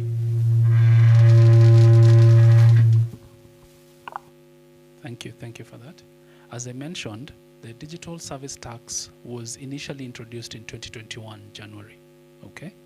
And after 4 years, 3 years, that's when now the significant economic presence came to replace the DST because of the weaknesses where we had jurisdiction, where we would be able to only tax Kenyans, but companies which are foreign but using internet, like the example I gave for the Uber, would actually benefit tax-free. So with the introduction through the OECD, we were able now to minimize that tax loss and be able to gain the revenue, increasing the tax-based revenue, at the same time protecting the small, as DC had mentioned, only allowable revenue can be collected or can be taxed. So for the SEP, it's only people who have a gross of 5 million in an annual.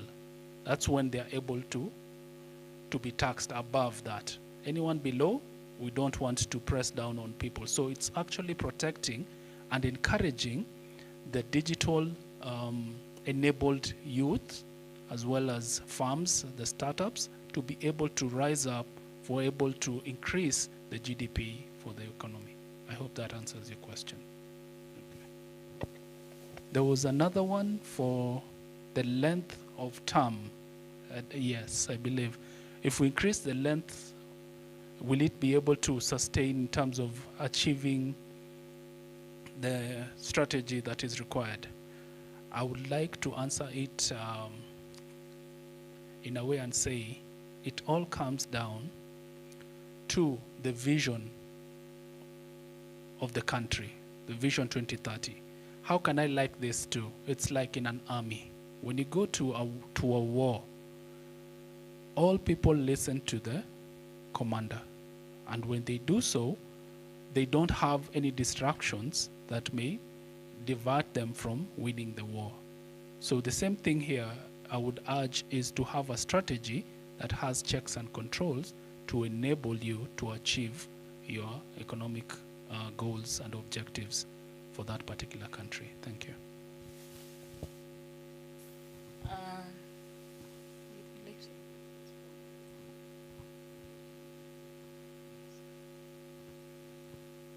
So as the DC was saying, even the countries outside, like the US, the UK, you would never hear the challenge of increasing the timelines. But as I said, if we have fundamental strategy that is in place, checks and controls, so that as our dear friend from Kasnebat mentioned, if you have a long-term strategy that whoever comes in, doesn't matter who comes in, they just plug in from where the other one left, and they're able to achieve their goals by the end of their terms. Okay. Moving forward, there's a question addressed to the Deputy Commissioner. You talked about an 8-week training session. So the question is, how will university interns be engaged into the system and get experience during the long holidays through the period? Such as this year, I think she said it's a 2-month period, something like that. In terms of like internship for in-school youth, we have the attachment programs, we have the internship programs, and all those programs are available on our website. So you can go to kra.go.ke careers, and then you apply for internship. The internship program runs on the same principles across all government. You can only do an internship once within an institution. So if you have done an internship in KRA before, you can't do it again. But you can do it if you've not done it before. Internships last for 1 year. Attachments are about 2 months to 3 months, or thereabouts, and then you have to go back to school. But what I have and what we have within our department, micro and small taxpayers, that is, I think, very ideal for the youth that they can take up, is being our Ushuru Mashinani partners. That is your own employment platform. You can run with it, you can get people, we can train you on various things. We have a training on 2nd, it's going to be on our social handles in terms of the link for joining. And we take you through the different areas, the basic parts, how to register someone for a PIN, how to register someone for obligations on the simple regime, how to facilitate someone to make payments for KRA services, how to file for somebody their returns. Those are basic services that Kenyans would want that young people can be able to participate in and offer those services as a cost center or a revenue center for themselves. So yeah, from our department, at least that we have. Yes,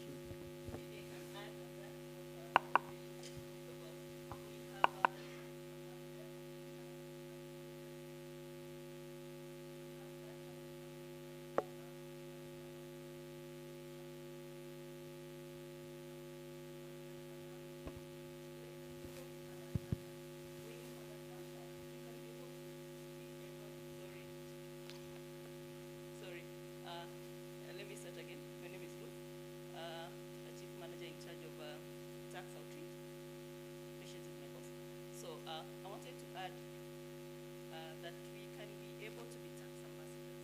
Tax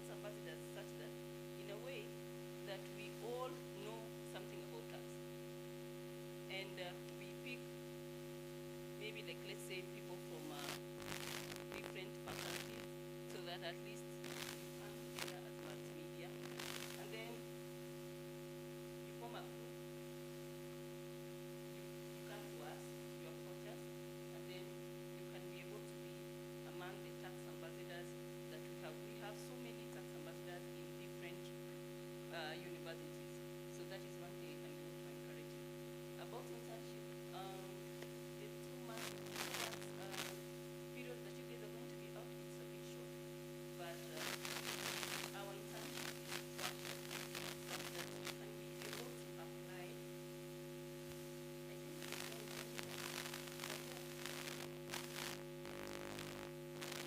at least the third year, right? So what we do, we advertise through our website.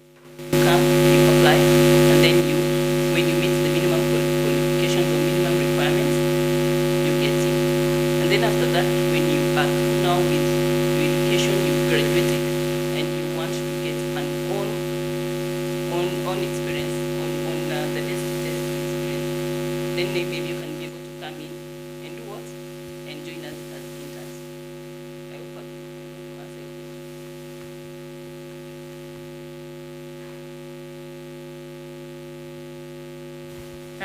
Thank you for that. Next question. Why is KRA still taxing casual workers earning less than 30K, yet the government has given instruction of relieving them from paying taxes? I would like to see that case.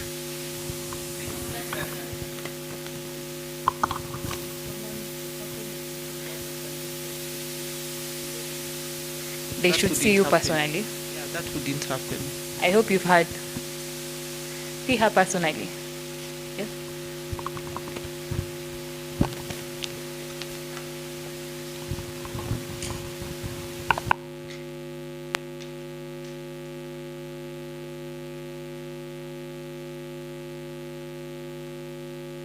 Thank you. I am having 2 questions, and I think one, she has just like given a hint of it. My question is like, how can KRA make like taxation feel less like an obligation and make more like a contribution to the nation? Because so far, like a lot of people feel like paying tax is like an obligation. I don't know.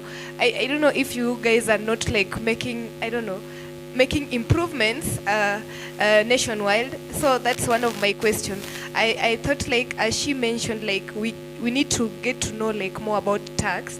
Yeah, so that's one of my questions.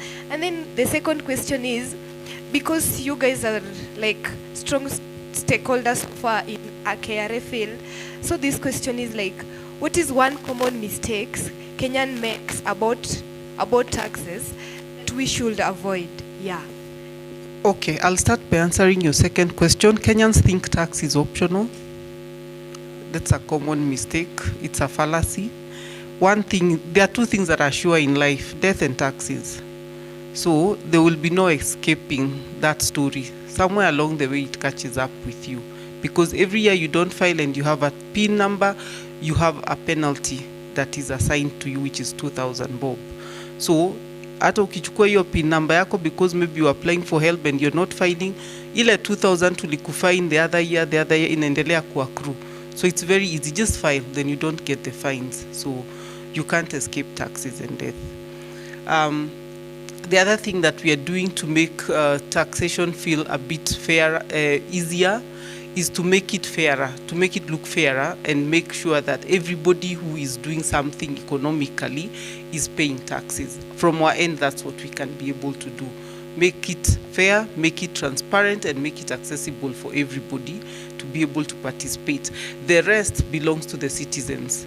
So once we give you that information, that knowledge, and we have made it very fair on our side, because we are supposed to create a fair economic ground for businesses to compete, then the citizens are the ones who determine how the funds are used, because the use of the funds is driven by Parliament. It's not driven by KRA.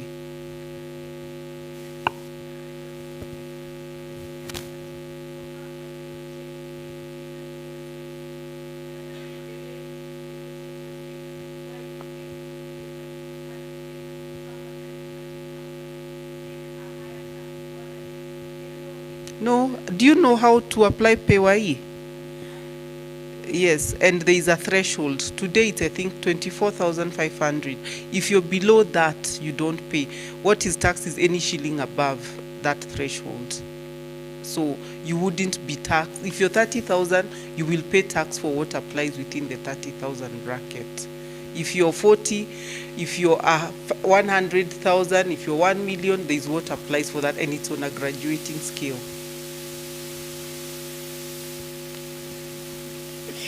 Thank you for the questions. We'll just do a follow-up some other time.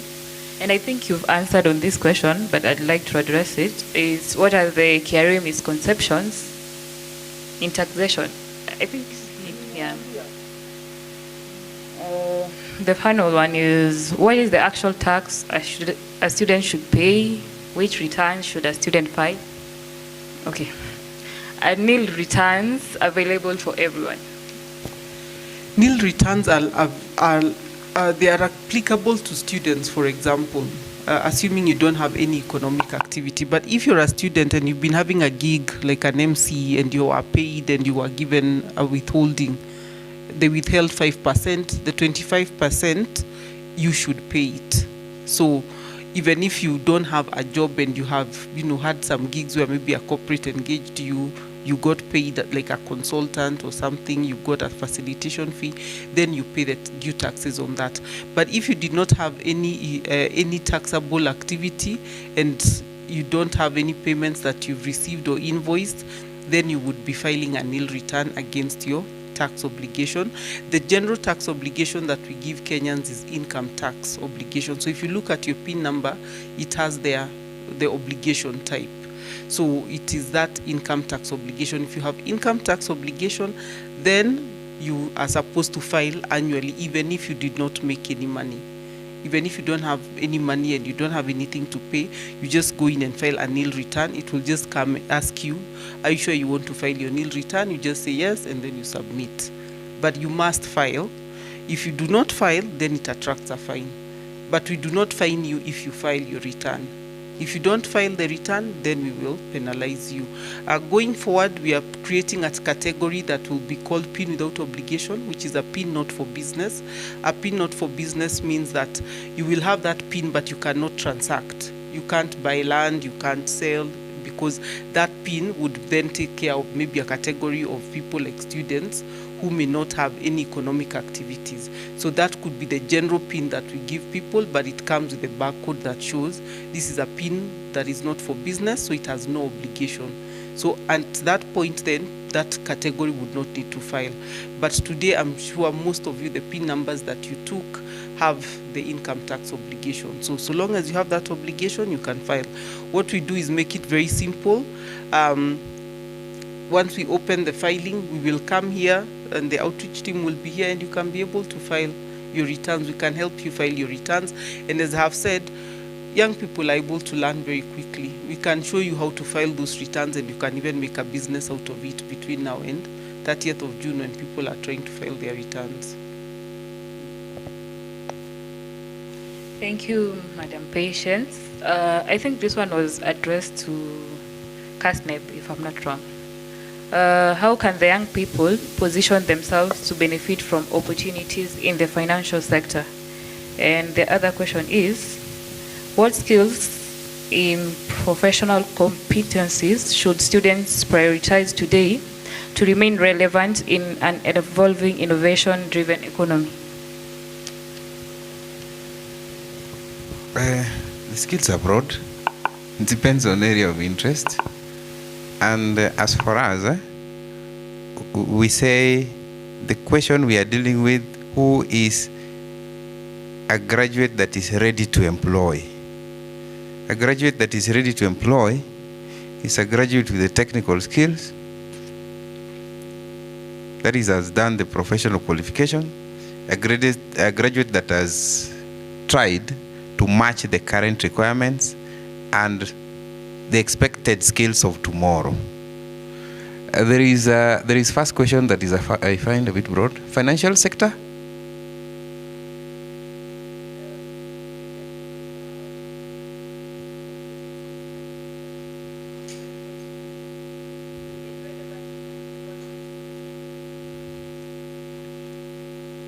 I think that must have been directed to him. You have to update. Every time you have, pardon?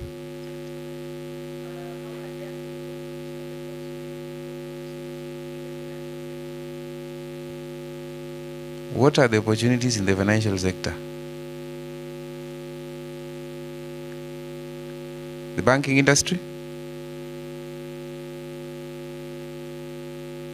Audit? Is that what you mean?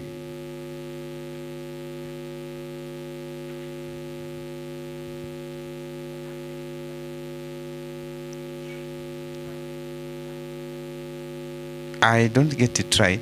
But what I would say about the financial sector has what we call, we have the credit management. So if I was to talk about CASNEB, in the financial sector, we have people going into, we have what we call the financial hedging that is about risk management, and then we also have the speculation. Those who wish to trade in stock and all that, waiting for profit maximization. So in the financial sector, there is a bit that you can do if it's about MMF, which I'm not sure you guys are interested in so much. It needs the volume. And then when I talk about financial sector, we are talking about credit management, which is loan. So we have something called credit risk analysis. So credit risk analysis right now, we have something that is affecting these the Kenyan industry, that is the loans not performing. So we have something that there is something that has affected the credit industry, that is non-performing loans. Non-performing loans have been caused by pending bills. They have been caused by high base lending rates. They have also been caused by actually people not paying loans due to some things. So if you really wish to go into the banking industry with the intention of lending or working as a credit officer, which I have done before, and therefore what you are expecting when you go to the banking sector is to help in collection of monies lent out, and then you need to do about what would make people not to pay loans. That is the credit risk analysis. So what is making people not to pay loans is actually, there is something called corporate lending. So in corporate lending, I tell you that it is the high interest rates. Number two, it is what she talked about, the political instabilities. When other regimes come and then things change so abruptly, there is no stability, and therefore this makes certain financiers to shy away. So if someone would wish to venture into the financial sector, it's a very broad thing, but I can talk about it some other time. The question is a bit short and vague.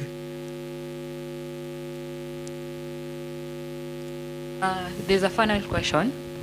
When someone has a degree in economics or any finance course, maybe BCom, are there exemptions in CASNEB professional courses, like the CIFA or the CPA, and how are the exemptions done in the portal?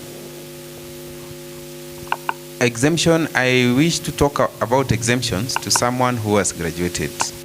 Exemption is being given, but if you have 4 years in university and then you do the speculation, let me graduate, then I see how many papers I can be exempted.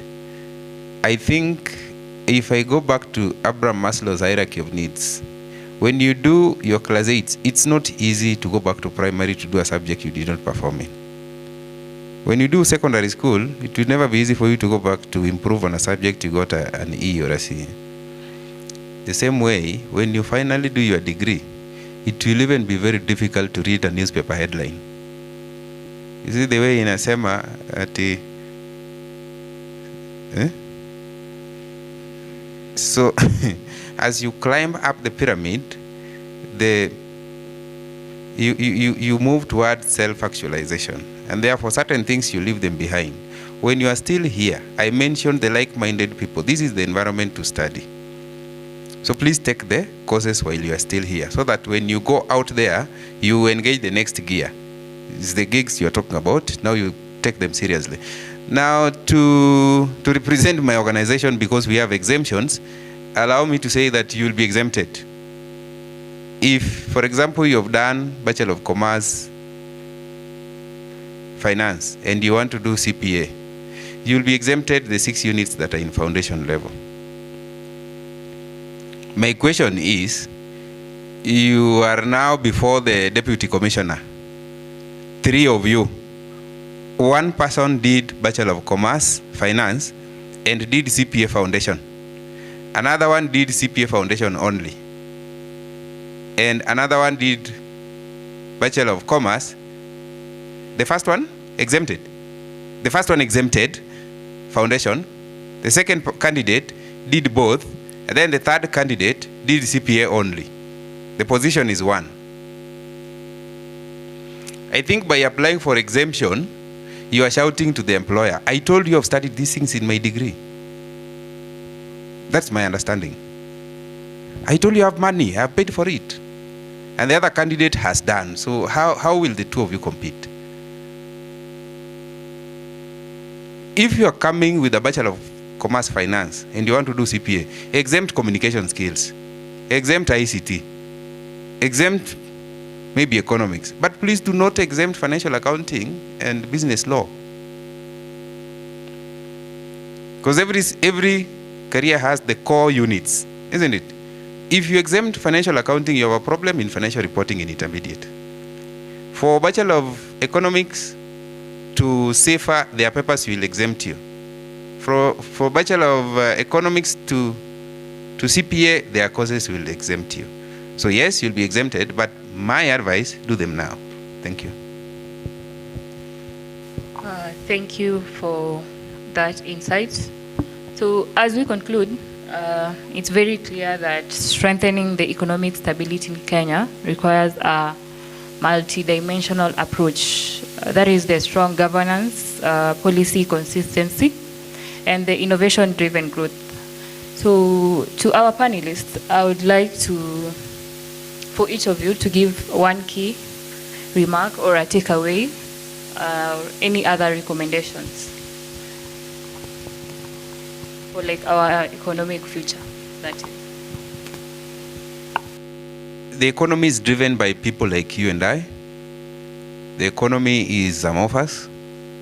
It is an unliving thing. The people who can give direction is you and I. So please prepare. Where there are disruptions that need new skills, please acquire new skills. Shout. Where you think you should be heard, please shout. And let us make reforms. Let us love our economy. Let us make Kenya a great nation. Thank you. Thank you for that. Just a minute, Spencer. We would like to excuse Deputy Commissioner Patience, and we would like to thank you for the insights, for taking the initiative and the time to be here. I know you have a very busy schedule, and it requires commitment, and having coming to our level to understand us, to let us know more about KRA, and getting to engage with you one-on-one. It's an honor and a privilege.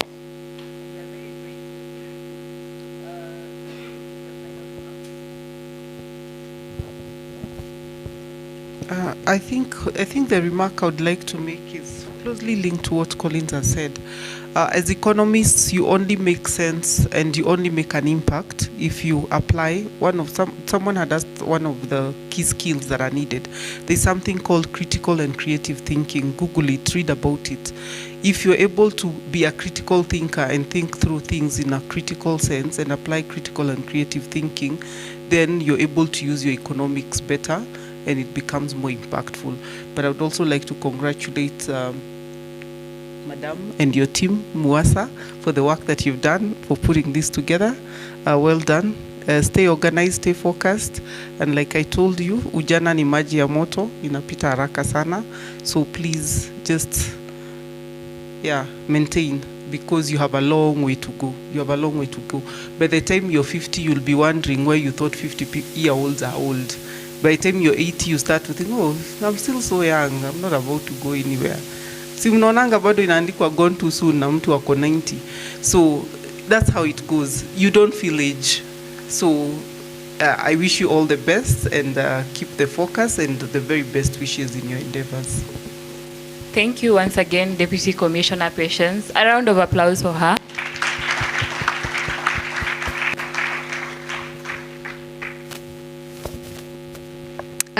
Thank you. So I'd say what stood out for me the most, even in this panel session, was while Madam DC was sharing about the question on the regimes coming and it kind of destabilizes the economy and all. When I had the question at first, in my head I was like, it's simple. We should all be looking at a shared economic prosperity kind of framework.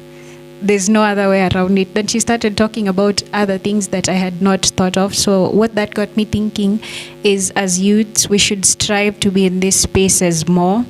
Ignorance is our enemy. Sometimes we have opinions and we are loud about them and they're not well informed. So I think what I'm taking away here is get more informed. Thank you. Oh, and KESA will be hosting the 4th edition of the National Economic Summit under the theme Reimagining Innovative Pathways to Sustainable Job Creation in the Modern Age. Venue is to be out soon. We'd love to have all of you there. Thank you. Okay, thank you. From my end, I'll still repeat and say, your future is in your hands. Okay? Don't expect anyone to come and give you a silver lining. What does that mean? You need to think about the forest. You need to think about the two stones. Whichever situation you are in, whether it's in school, whether it's in working, whatever it is, what are your possibilities? Don't rely on one option. Look at different perspectives. I don't have to be employed. What can I do to have food, shelter, clothing, warmth, and protection for me and my family? With that, with the knowledge that you have in economics, with the technology that you have available for you, I would like to ask you to embrace the opportunities that are there, because only preparation plus opportunity equals success. Thank you.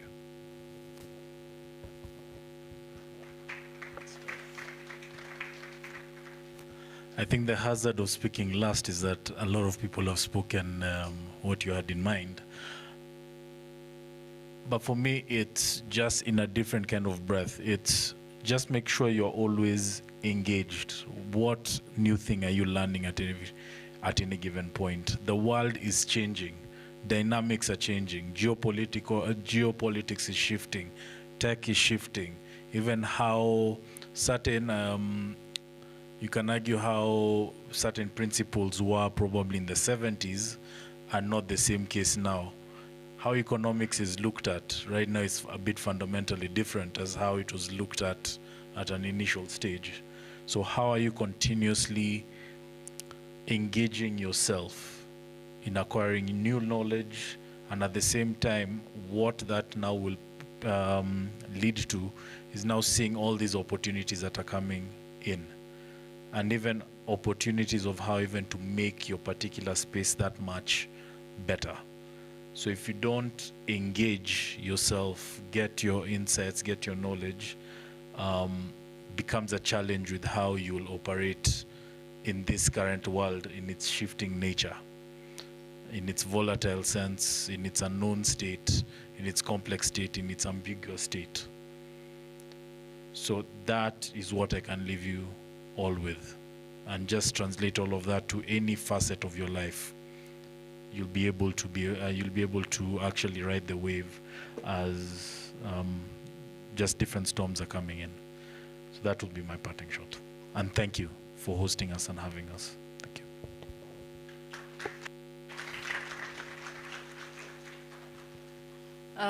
I think you've heard, you've listened, you've digested.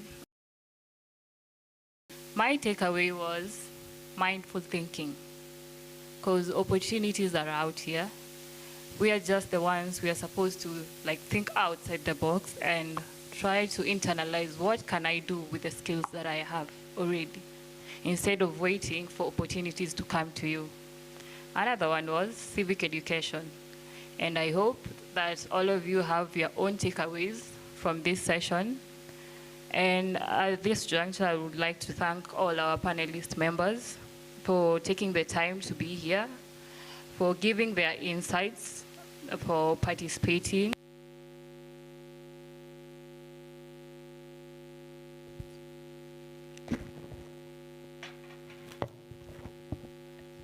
Taking the present time to be here. It takes a lot. It takes a lot of learning, discipline, and also resilience. And I would hope that we have something for our panelist members.